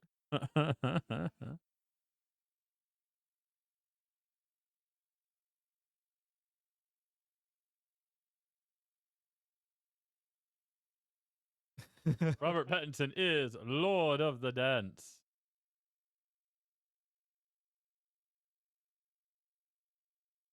Also, another thing that is smart about their casting is Willem Dafoe and Robert Pattinson look like they could fit in this era. You know what I mean? Yeah, I agree. They have this very distinct kind of. I do remember people Look about laughing when we just hard cut to this. To the slow dancing. Yeah, they're slow dancing, hugging each other.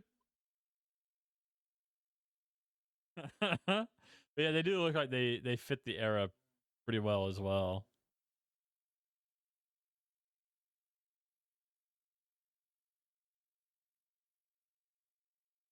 Like Ian McShane.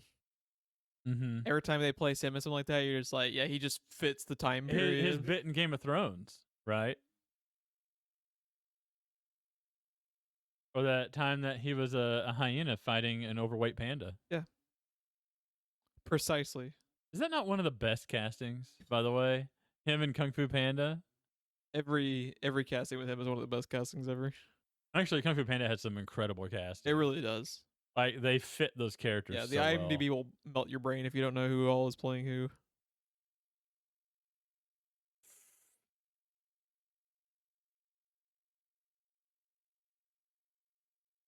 We drank, we fought, we made our ancestors proud. That time the Green Goblin fought the Batman. Well played. I love the hard cuts, dude. I love the hard cut. And it's just showing just like the fucking back and forth of them being friendly and then just fucking hating each other, because they'll be fucking fighting and then they hard cut to them. They'll be dancing. They hard cut to them slow dancing, and then they start fighting, and they're back to being friendly again. He's like, they're just talking. It's so funny, and it's just so true. It's just like, even if they weren't fucking shit faced all the time off of their just bottles and bottles of gin they're drinking nonstop to stay alive. Did you see that moment a minute ago? Just how they're just got the bottle upside down. Yeah. I like gin. I could not do that. Gin seems like a hard thing because it's not really spiced, but the flavor that it's got, it seems like a hard thing to just turn the bottle upside down. It is not made for that.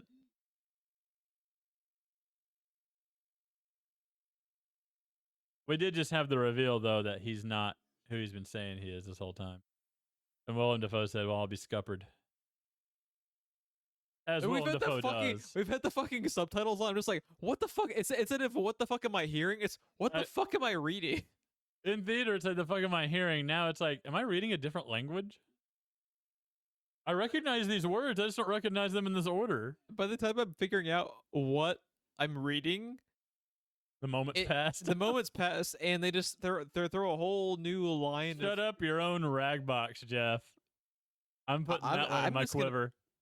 Make a fucking dictionary out of this shit, dude. It's gold. English to Defoe dictionary. A Defoe-tionary? Yeah.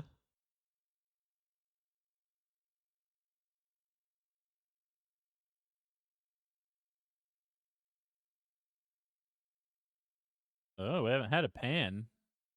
Not very often, anyway. Pan shot. Oh God. Bless you, Ballad of Buster Scruggs. You beautiful, That's beautiful what we movie. call a callback, children.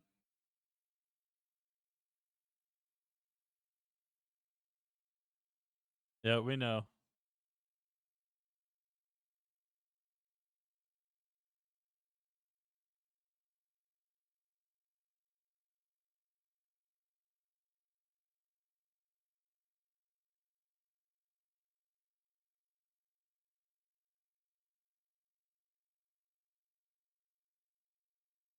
He's almost when he's under false pretenses with Defoe too. You notice how he Pattinson almost has like this kind of like gruffness to his voice, where he's like almost trying to act up and really portray that kind of hard ass sailor type of personality, and then when he's no longer under the pretense, he's almost more like relaxed and he's less like aggressive in the way he talks. There's a lot of like nuance to their performances too that I think were probably very, very specifically directed, because as you can tell, and it works out, but Robert Eggers is a fucking control freak. You have to be to make this fucking movie. You have to be. Like between this and The Witch, like you have to be. Now, look at Pattinson here and talk to me about the duality of Batman and how he's perfect. Right? It's going to be so that good. That haunted look on his face that slowly kind of becomes anger and goes back to haunted. Because when I think of Bruce Wayne, I was born in 85, so I think of Batman 89 and Batman the Animated Series. And specifically in Batman 89, there's a whole sequence where there's a party going on, and then Alfred goes to the next room where he knows Bruce is, and Bruce is just standing there with drink in hand, staring at a family portrait above the fireplace of this family portrait. And that just kind of lost look, I can see that in Pattinson's eyes here. Right? That's what I think of when I think of Bruce Wayne, is that pain, that regret, that haunted feeling. And that's not an easy thing to get across in just a look. Yeah. And it's all there in that shot that was the thumbnail for all of those YouTube videos. Yeah. In that look where you just see where he's got the black paint across his eyes. Yeah, and it's just a fucking still image. But man, there's so much like baggage there. It's gonna be great. It's gonna be great. And like it's there in Batman Animated Series. It's more subtle because it's aimed at family and kids, but it is there. Bruce Wayne is still that way because Batman Animated Series is based on Batman 89.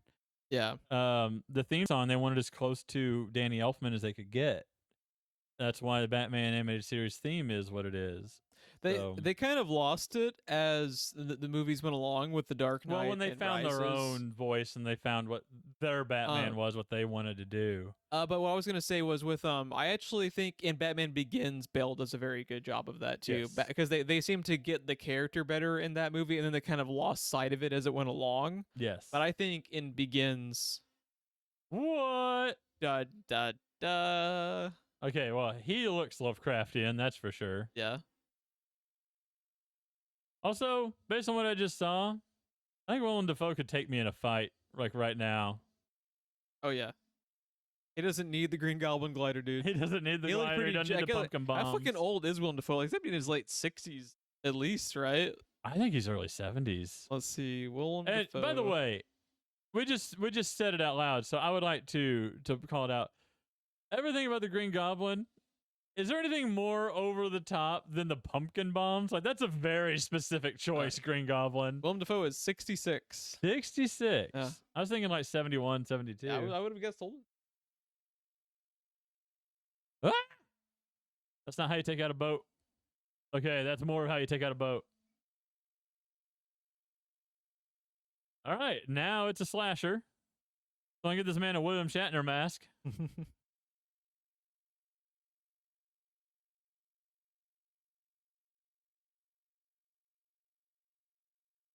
Could you imagine trying to fucking light these sequences with the tech they were using? No. These outside in the middle of the fucking storm. Goddamn.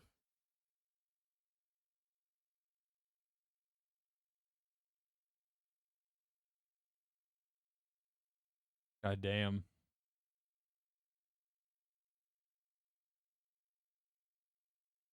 I'm just thinking about that scene we're gonna get to soon where there's just fucking like what 3 feet of standing water inside their fucking house. Yes.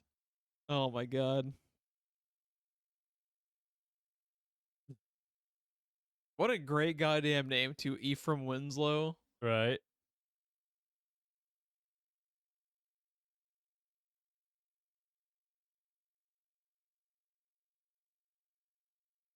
So there's our parallel, right? Seagulls are reincarnated sailors. There was the one-eyed seagull, and then we're talking about the one-eyed, the one-eyed sailor man. But here's what we're confronting about that.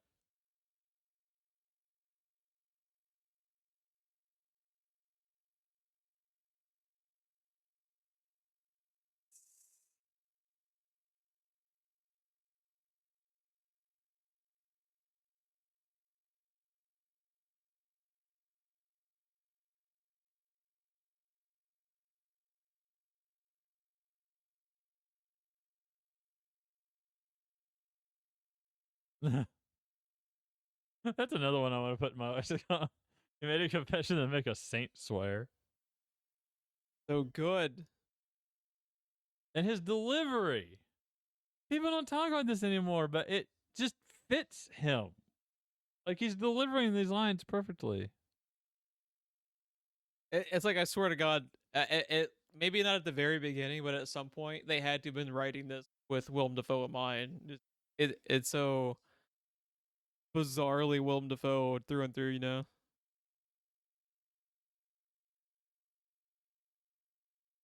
We're watching the final product, Jeff. What does this movie look like on paper when they just send Willem Dafoe the script and he opens it? What does this movie look like? It's fucking nuts, man. Because even, you know, something else to look at too is like the dailies of what this looked like before it went through like the editing process. I really would have liked to have seen like what a scene looked like before the editing room and just see like the raw footage of that tech they were using. Must have just looked like incredible, just how fucking ancient it had to have looked, because they want to get that look, but you have to do like a little bit of color correction, I imagine, just to make it work as a modern movie. Right. So just those raw dailies on the. And there's got to be some consideration for your type of projection, what things are going to look like at home. Yeah. There's a little bit of that lighting I was talking about, like in Knives Out. Mm-hmm. And there's also a little bit of that Green Goblin we've been talking about.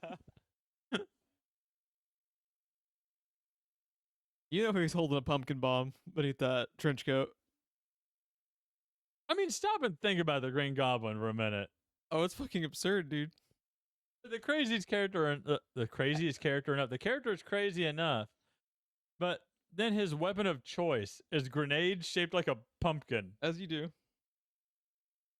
And it's just like the scientists with 8 legs that are robotic arms, and he's called Dr. Octopus. Like, yeah, that's the sane version. You know, that's totally okay. You know what my favorite quote about Dr. Octopus is? It's in Into the Spider-Verse. Let me guess, your friends call you Doc Ock? Actually, my friends call me Olivia. My enemies call me Doc Ock. As he like slowly rises up. Pretty badass. Actually, my friends call me Olivia. We'll have to throw that on the podcast at some point. It's in my list. Have an It's in my excuse. long short list. Yeah. If it's a short long list, does that make it a schlong list? Yeah, we can go with that. All right, it's on the schlong list. Funky Pump has been added to my lexicon.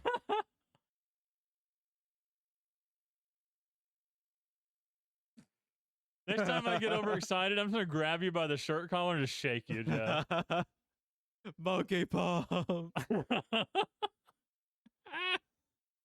this movie. Movie's too The good. best. So what was it exactly? I missed it. Like, what exactly were they just having to consume? Was it Turpentine, which I Googled, man? and that is a pine resin mixed with, what did it say that they mixed it with? It was pine resin mixed with something else.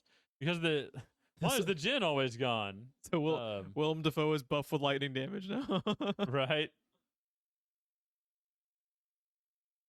I love how they're hiding beneath the fucking table inside the house while it has the axe on it, dude. Like, it's such a good shot. With no alcohol left, the two begin drinking a concoction of turpentine and honey while the storm worsens and starts flooding the cottage. Turpentine and honey. I'm going to guess that pine resin has an alcoholic quality to it. Because it doesn't say fermented honey. Yeah. The axe. I just love how the axe is just chilling at the fucking table. All right, Jeff. Shit's about to get weird. As he shakes his head and face palms. Funky Pump. Is that a euphemism? I don't even want to know. Or is that what it's called when you beat your chest? Because that's exactly what he did after Defoe said that. Pattinson was hitting the fucking monkey pump earlier, man. That's added to my bucket list, by the way. I want to pee in something that's floating as it moves around. Just try to hit the target. Been there. We've all been there. Yeah. I think Pattinson just had a drunk Dark Souls stream, dude, because that was me Right? that next morning. That's how I felt. I didn't, but I probably should have. Oh yeah, always got you feel so much better. It sucks, but man, you feel so much better. Oh, I know. But god damn it, Jeff, I'm a man, and I'm a red-blooded American. And I eat my indigestion for breakfast. Dude, you gotta wipe out your mustache, man. You got a little something. Got a little mermaid on there. Oh no! Oh no!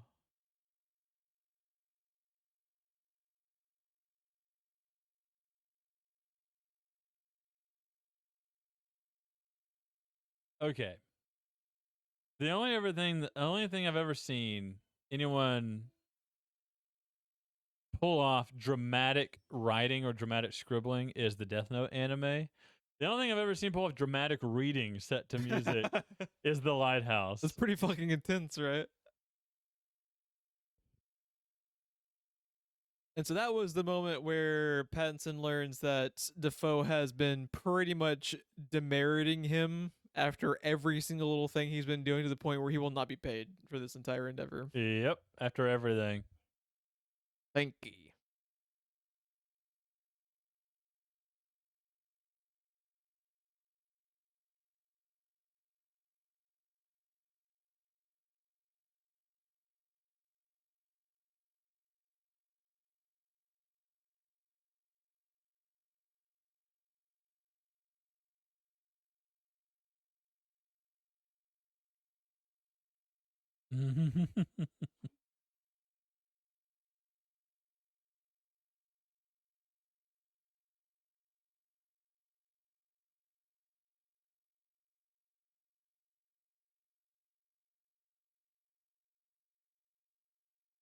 Captain Ahab horseshit.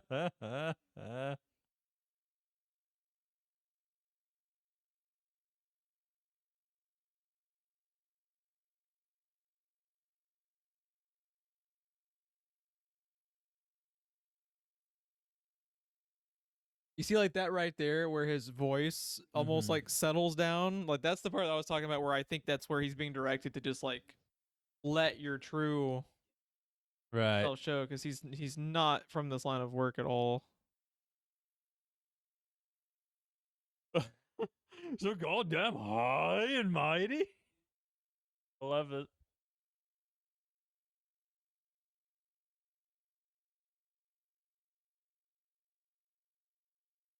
He almost reminds me. His acting style is a lot like Daniel Day Lewis. Daniel Day Lewis, especially in like There Will Be Blood, has that kind of just that weird Sorry. intensity to him. That Plainview does in There Will Be Blood. That's very similar to this performance of Pattinson's Lighthouse. Have you ever seen There Will Be Blood? I have not. It's Even such though that a was the namesake of our last podcast. such a weird fucking movie. Can I just say, I think I saw Curdled Dick at the BOK Center one time. That before or after Mermaid Poon? I think Mermaid Pit opened for them. Okay, that's it. I gotta say, they were the best part of the show. I mean, Curdled course. Foreskin just didn't do it for me. Yeah.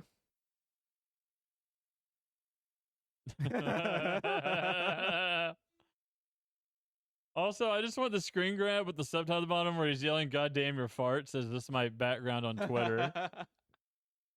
God damn your fart. And I'll make it mine. I know you love me, lobster.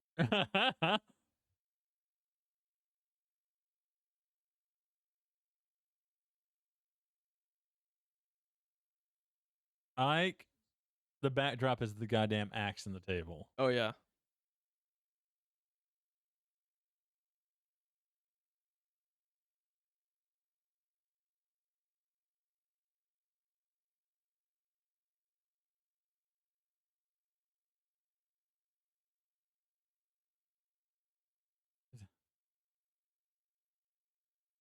It's like, could you imagine being such a fucking asshole doing that to someone? Like making it where you don't get paid for this shit? Even if you hate the dude, you let him get paid for it, you know? Right.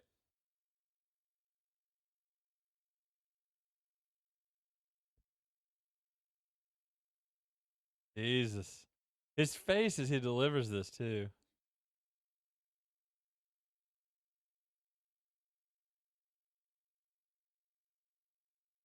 But another chance for what, right? Yeah, it's weird. They're so delirious and just so fucked in the situation. It's almost just more about principle now than it is about the practicality of.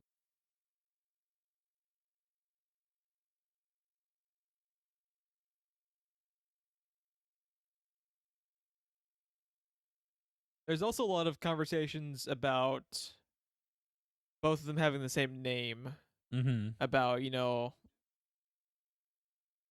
does one of them actually just not straight not exist? There's a lot of that kind of. Like a Fight Club scenario. Yeah. That was kind of my takeaway from this. But you don't know, because like there's fucking 50 different interpretations that could be accurate, because so many different aspects of the story and the characters are left up to interpretation, as they should be. I think in this type of movie, it's smart to just let it hang that way, because it does really tie in with just the insanity of the remoteness of their It situation. really ties the film together. Yeah. Alternate universe. Big Lebowski, Willem Dafoe. Would totally fucking watch it. That's a totally different movie. Well, that's just like your opinion, man. The dude abides. I just imagine him looking in the fucking Green Goblin mirror wearing the Lebowski outfit. He looks like Norman Osborn on the other side of the mirror, but in the mirror it's Big Lebowski. Got the fucking white Russian dude. Oh man.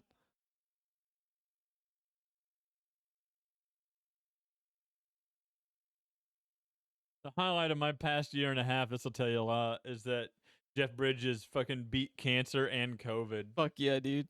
The dude abides. Apparently, because he beat a form of leukemia, I believe it was. I don't remember which one. And then it came out that he also got COVID during his treatment, and he beat COVID as well. So the dude abides for a good long while, it seems. Fucking legend. Love that man. We need to cover Tron. I want to cover Hell or High Water too. Yes.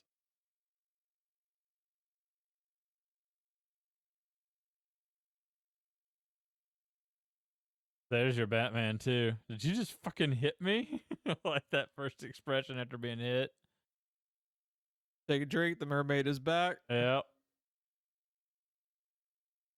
Also, does it gross you out when you see people stick their fingers in other people's mouth? Well, here's your Lovecraft. Also, Mermaid Defoe, hot.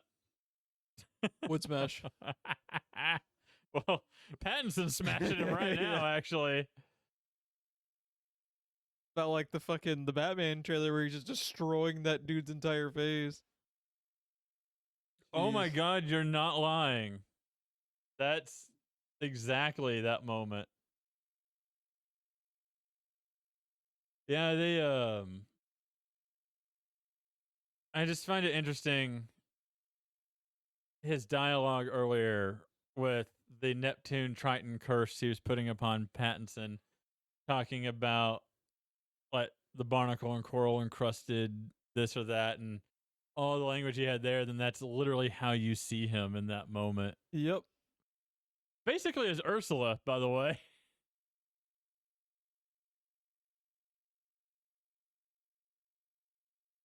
Now things are getting weird, Jeff. Yeah, it can get weirder.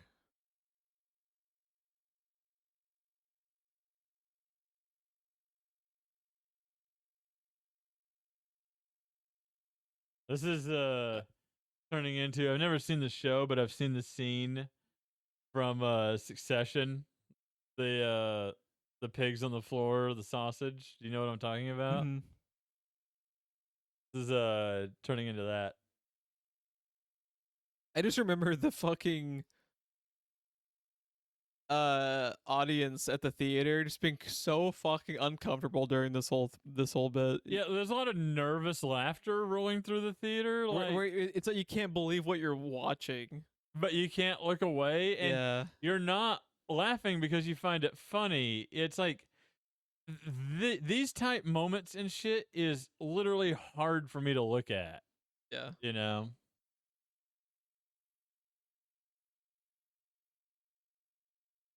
Yeah, this is And just yeah. how impressive is it that the movie can still find a way to surprise you Yeah. after an hour and a half of this shit, you know? Yeah. It's the fact that it still manages to escalate is fucking bonkers. And my next Bloodborne character is gonna be Ephraim. It's a great name, It really is. and it's of the era. This is where the Jinn was, right? I think so.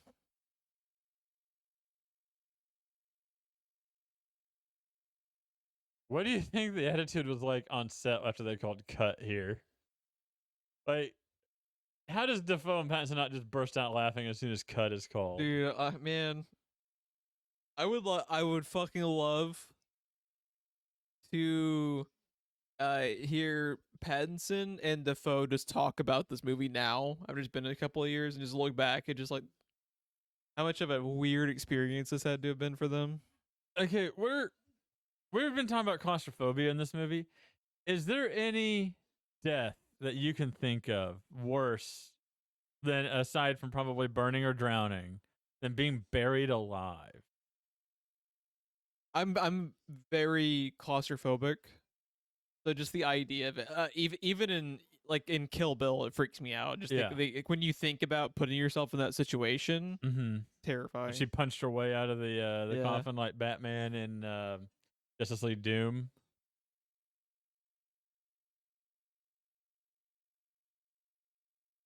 Also, one of the best Batman quotes, by the way. The Justice League's under attack. By whom, sir? By me. Yeah, it's pretty badass.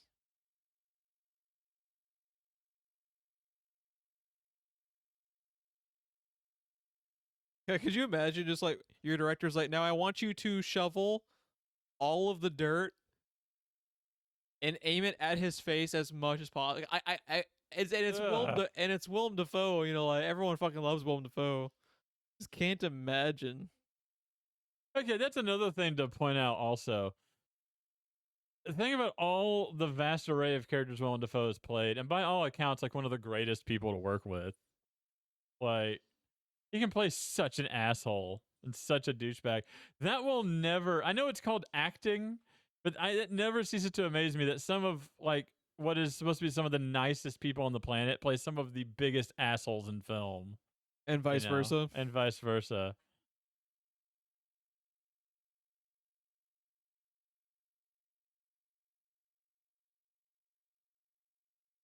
And just to elaborate for people who are listening but not actually watching along with the movie, this whole point in the film is where Robert Pattinson has officially, after, you know, learning that Defoe has fucked him out of, you know, any profit from this entire endeavor, forces him to bark and wolf like a dog and walk around on all fours as he proceeds to about half bury him alive.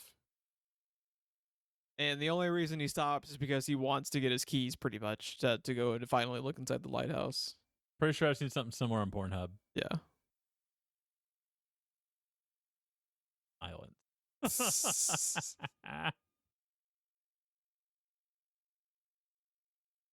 Also, we've been talking over this quite a bit, so it's hard for me to remember. But at this point, the music has dramatically changed, right? Like that was the first time we had that kind of weird, ominous music proceeding. Yeah. Yeah, dude. Oof. Squelching. More squelching. More squelching. The fact that they leave, they go out, he buries him, and when he comes back, the axe is already missing, inferring that Defoe beat him back here after being buried alive, beaten. He's got a busted leg. It just really, there's a lot in this movie that just sings to me of they're kind of the same person, or he's just imagined.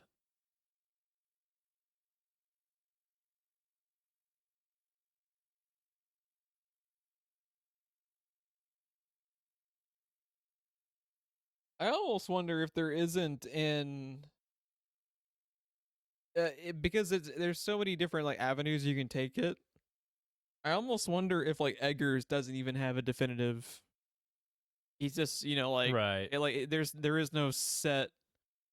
He's a figment of his imagination. You know how like with Fight Club They confirm it. they confirm it. It is a specific outcome of the story.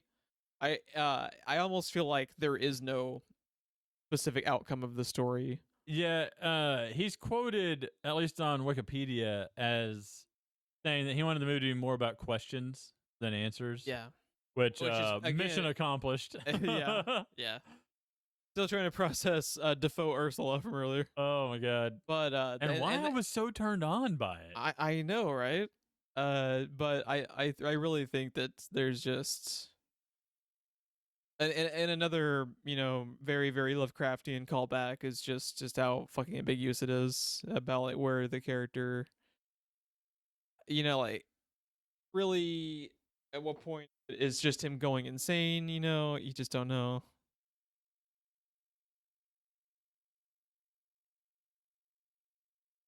I like how this is performed. I like how this is framed. I like the music because it's got like a mystical quality. Like he just, you know, mounted Mount Olympus or something. So the scene that he's referring to is now that Willem Dafoe is dead, quote unquote, Pattinson is finally now able to go and look inside the very, very top of the lighthouse and see the light itself that he's been wanting to get in and see this entire film, pretty much. It just clicked. Do you know? I get the vibe now that the light from the lighthouse is giving me, and the way we've talking about it, and the way he's obsessed with seeing it, it just clicked what it reminds me of. It reminds me of something Junji Ito would write. Oh, I was getting with the spiral of the staircases. I Yes. was getting a lot of Ito vibes off that too. Those gorgeous shots from beneath, you know, like where they just saw the Yes. spiral continue. Very Junji Ito. And then there's that weird moment Pattinson realizes there's a spiral inside his ear. God, dude, What a trip of a fucking book, dude. that horrifies me more than anything else that happened in that book. But when she sees the inner ear, there's a spiral. Oof. If you've never read Tommy, I think you would like Tommy. Yeah, I bought a couple of his other famous stuff. I just haven't got a chance to read I it think Tommy is up your alley. yet. Okay. At least with characters and the kind of just what the fuck nature of it.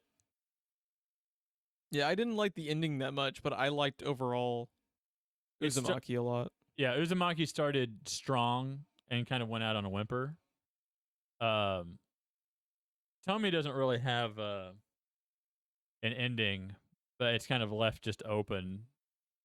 And this sound effect at the end of the lighthouse is to me, and with the performance, this is the most Lovecraftian an adaptation of any like element of Lovecraft can get.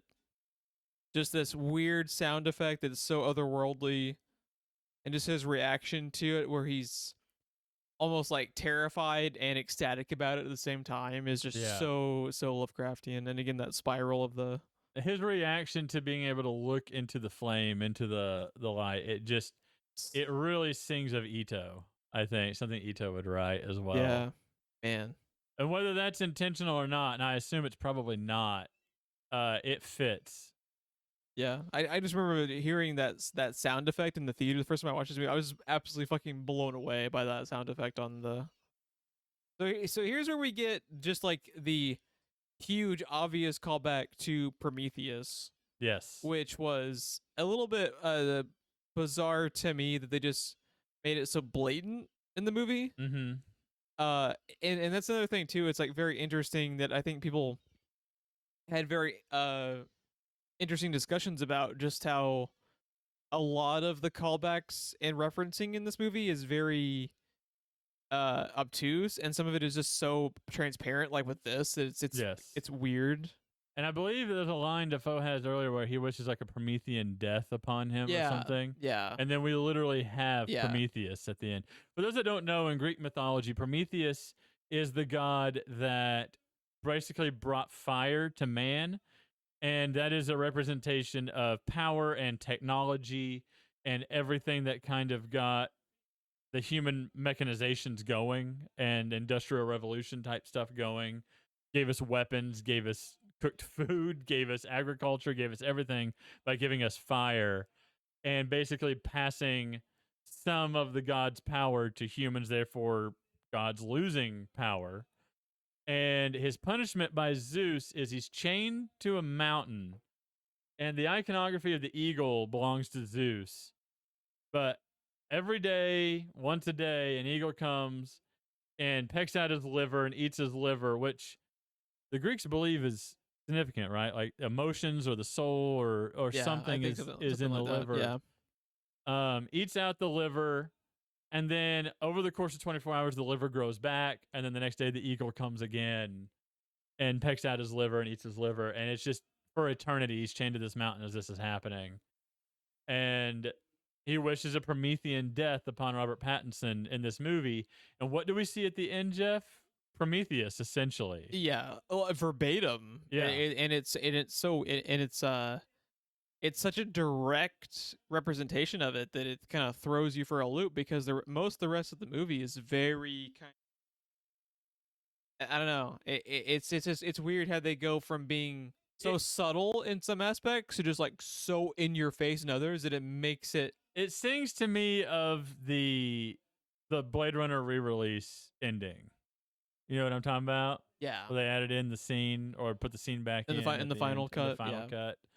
But it's such a, I want to say simple thing. There's nothing simple about what we just saw. Yeah. But it's such a It's just one It's just like one moment indirect. Yeah. that completely can have ramifications throughout the entire movie. So that's I want to hear what is so your take on the movie. And obviously that's a loaded question, but Right. so you think Willem Dafoe did not exist? Is that kind of your takeaway? And it was just Pattinson? Yeah, I'm thinking that pretty much most of what we saw basically hasn't happened. We're just kind of inside the mind of a dying man, depending on how literal you want to take that last shot. Yeah, and like I said earlier, it could be uh as he fell off of the fucking lighthouse earlier. Yeah. Like what was that, the first like 30 minutes of the movie? Yeah, when he first That hit could the be like the ground. entire fucking second and third act of this movie could just be him having these visions as he's dying, you know? Yeah. There's so many different interpretations you can have of it.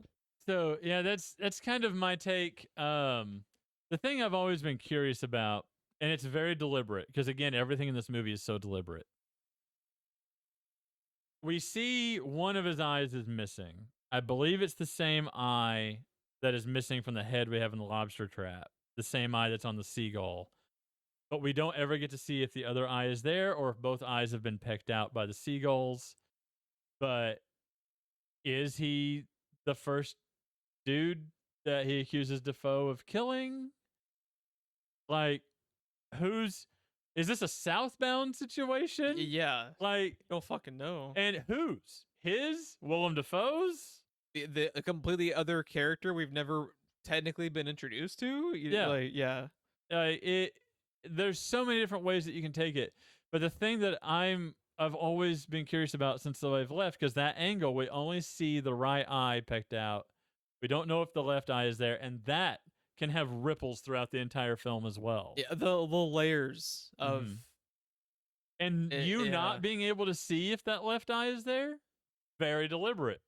Again. Yeah, and I don't know, honestly, I think one of the things that I love most about it, I don't have an opinion on which way that it goes, because I almost think it doesn't matter. Because like the important aspect to take away from the movie is just the insanity of it. Yeah. And in the performances. Mhm. And trying to look at the movie and draw a specific conclusion is almost not seeing the forest for the trees. Because if you're trying to figure out what happened, you're almost missing the point. Right. In that they're very specific about, like, I don't have an interpretation, because I don't think Eggers has an interpretation. I think it's just I honestly, if you that is my answer if you want me specifically to give one. But overall, especially with Eggers saying he wants the movie to be more about questions than answers, I'm not even sure there is an answer to this film. You know, because it by design, it's supposed to raise questions. And when you have a movie that asks more questions than it gives answers, and it's still riveting and not annoying, because that's a very kind of like very peculiar tightrope you can walk, where you can sometimes completely turn off an audience if you become so far up your own ass that you're not really presenting a story, you're just kind of being pretentious about it. Right. And this never walks into that territory. It could very easily have walked into that territory. But it's like the brain wants to make connections. The brain wants to try to figure things out. That's human nature. That's why we have the technology we have. That's why we go to space. That's why we explore the oceans. That's why we have YouTube thumbnails with red arrows pointing at everything. Exactly. So, my interpretation is, if I have to interpret it one way, is that Willem Dafoe probably never existed. I think them having the same first name is the most outright answer they can give for that without officially confirming it. But again, that could be a giant fucking fuck you misdirect, because they're fucking with. And one thing that I felt like I had to call out is he immediately leaves Defoe, goes straight back into the house. The logistics of it. The axe is already missing, and Defoe is waiting for him in the room. He's an old man that just got the shit beat out of him with a bum leg that we don't know why. He gives like 4 different explanations for. And he's waiting for him with the axe in the room. And when he hits Pattinson with it, Pattinson's reaction is he looks at it and it's just, the fuck did you just do? doesn't react to the fact he just got hit with an axe in the shoulder and then kills him with the axe. And it's just like, it just really feels like they're either the same person or Defoe doesn't exist, because how would he already be there? Yeah. You know, And even the framing with which they show him die yes, is very not movie like. yes. It's very Movies want to show you everything. yeah, and It's almost a figurative death in the way they show it. But at the same time, everything I just said fits in with the theme of the movie, with claustrophobia, insanity, what is real, what is not. How long did it take Pattinson to get back into the house if Defoe is real and is waiting for him with the axe? The fact that things don't match up and are disjointed fits with the insanity theming. The fact that things don't make sense fit with the theming. Yeah. It's funny. Is like, like the term, like, like the non-reliable protagonist. Yes. It's like that without being reliably able to figure out who the protagonist even was in the first place. Yes. And it's just like these layers upon layers upon layers. All the meanwhile acted to fucking perfection, shot to perfection, presented in a way that you just never fucking seen a movie like this. And this could be a film that you take anywhere. It falls anywhere on the spectrum you want it to fall, depending on who you talk to even. Like, I could see someone taking everything in this film literally and still being able to make a sound argument for everything. And I can see your 9th grade English teacher giving you 20 different reasons why the door is fucking red in a story, and not one of them being the door was just red in the story. You know what I'm talking about? Mhm. Like, you can draw any conclusion from anything you want. That happened to me, by the way. That wasn't just a meme. My 9th grade English teacher, I wanted to strangle. But yeah, it just, oh my God. Mission accomplished if you wanted to set out raising more questions than answers. Yeah, if you like Lovecraftian stuff, if you like Junji Ito, if you like Edgar Allan Poe, the love of God, watch this movie. If you like anything, and you can't spoil it. You can't spoil it. There's nothing to spoil. It's all fun. It's abstract. Yeah. The whole thing. If you're a fan of purgatory type situations, like we mentioned Southbound, and a couple of times, I am. That's just Jeff Catnip. Like, this could very easily, you can make an argument that that's what this is and what the lighthouse represents, and the island and the storm as they try to leave. And it's just the argument that you could make when he tries to run away and Defoe doesn't let him. There are so many arguments you can make for them being the same person, and the way people are conflicted and they try to run from their troubles or whatever. There's just so much to this movie. But yet there's nothing at the same time. We could play it back right now. Yeah. And do an entire commentary and cover none of the same talking points. Yep. We could find different shit to talk about. If we did this next week, it'd be a completely different episode. Yeah. And that's what makes it awesome. Yeah. And you can watch this movie a year from now and have completely different takes on shit, because you might see something in a different light. There's no right or wrong answers. That makes it fucking awesome. I love that type of story. I think that's gonna be a wrap for our commentary of the Lighthouse. That was a lot of fun. That was a quick fucking 2 hours for me. I don't know how it went by for you. It was a real quick 2 hours for me. Yeah. Would you like to talk about what our next movie selection is going to be? Well, if you're a fan of claustrophobia, Jeff, and as I know you are, it's my favorite. Yes, my favorite. I remember talking to you and being completely stunned that you had not seen The Descent. Oh, okay. So, continuing with our theme of horror, even though this episode will technically come out after Halloween, The Descent, I mean, it's a scary movie. It's claustrophobia. It's not necessarily like Halloween themed, so I think it still works. It still continues, and I think there is a lot to appreciate about that film, just in the way it's made and everything, like we've been talking tonight. Yeah. There's a lot that they play with lighting. You know the premise, right? I think I've seen the first one, but it's been so long, it would be like a brand new movie again, because I think I watched it when it came out, and it came out like 10 years ago, I think. A group of friends go spelunking. Yeah, and right there I'm just like, no, fuck you. Why is spelunking a thing? So you've already got claustrophobia. Already think about how you can frame claustrophobic shots, the ways you can play with lighting in the caves. I mean, plus some things happen that we're going to talk about in a couple of weeks. Yeah. Um, Yeah. That's a good pull because I remember liking it, but it's been so long since I saw it. I don't remember like anything about it. and there are moments that take place through a camcorder as if it's found footage as Okay. on top of it. Yeah. So it's not a found footage film, but they do play with that aspect a little bit because someone does bring a camcorder, and there are very Cloverfield-like shots of looking through the camcorder as things happen. So, and the night vision on the camcorder, I dig it. I dig the it. infrared. So, I think it's going to be a good time, had by all.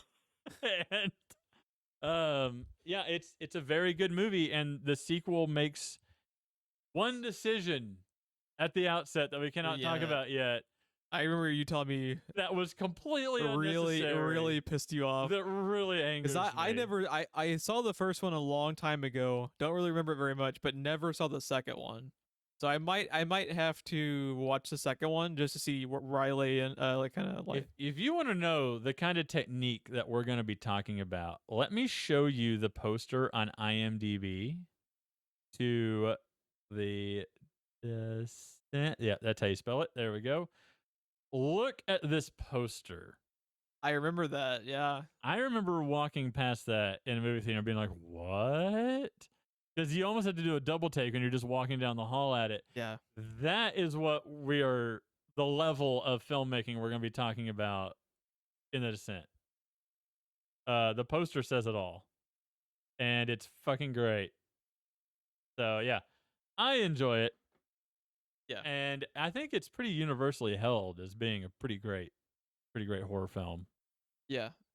Who's the director? I believe did the werewolf movie that I introduced us both to because I hadn't seen it either. Neil Marshall. What was the name of the werewolf movie? You remember the one? Dog Soldiers, yes. Yeah. I remember. Yeah, we had picked that for one of our. And the 2019 Hellboy, who directed. Yeah. I've always liked Neil Marshall, so it'd be cool to revisit the Descent and see. Oh shit! He directed some episodes of Constantine, 2014. Oh really? I don't remember that. That is some perfect. I think he directed some of Game of Thrones as well, some of the more notable ones. But yeah, I'm excited to talk about that. And Lost in Space, which I can kind of see given the Descent, claustrophobia, and all that. Yeah. So yeah, I think it'll be a good time had by all, and that'll be in 2 weeks. This episode we're doing now, drops on the 23rd. So basically the Saturday after Halloween. I think that's close enough. Oh yeah, totally fine. We're going to cover horror whenever the fuck we want. Yeah. No, we are, but 'tis the season. Jim. Yeah. We're just continuing the Halloween season a little bit longer, which is perfectly fine with me. And October 31st is, I believe we agreed, since we had an episode 0. Episode 1 dropped initially on the 31st itself. That was a Saturday last year. So the 31st is the official 1-year anniversary. So happy anniversary. Yeah, Jeff. yeah. There you go. I'll cook you some lobster to celebrate. All right, fine. I enjoy your lobster. There, see, that's all you had to say, man. That's not a euphemism, but maybe it is. Could have avoided the whole fucking thing, just say it. You like it. All right. If you would like to follow this show more, you can follow us on Twitter at SPR Filmcasts for show updates over there. Any ratings or reviews you can drop us on whatever platform you found us on. It helps us out a ton. And the easiest way you could help us. Absolutely, we appreciate it. And Ron, where can people find you when you are not discussing lobster? Mermaid poon? I am at RonSense TV on all the things. I'm on Twitter, Twitch, and YouTube. And we have an email address, and I'm going to say drop us a line there also on what you think about commentaries, if we should do more in the future or maybe perhaps less in the future. Yeah, for sure. I believe Bobby had written in not really a question, but just kind of like a follow-up. Mm-hmm. And we will get to that at the beginning of the next episode, just because this one ran a little bit long being a commentary. We had obviously to cover the full duration of the film. So Bobby, we will get to your email to open up the next episode, I promise. But what is the email address? Screenplay Rewind at gmail.com. Screenplay Rewind at gmail.com. Yeah. All right. Man, I want to watch the fucking Lighthouse again. Like now. I fucking love that movie, dude. Let's fucking do it. Let's Do get it, out of let's here do and let's fucking do it. Let's do it. All right.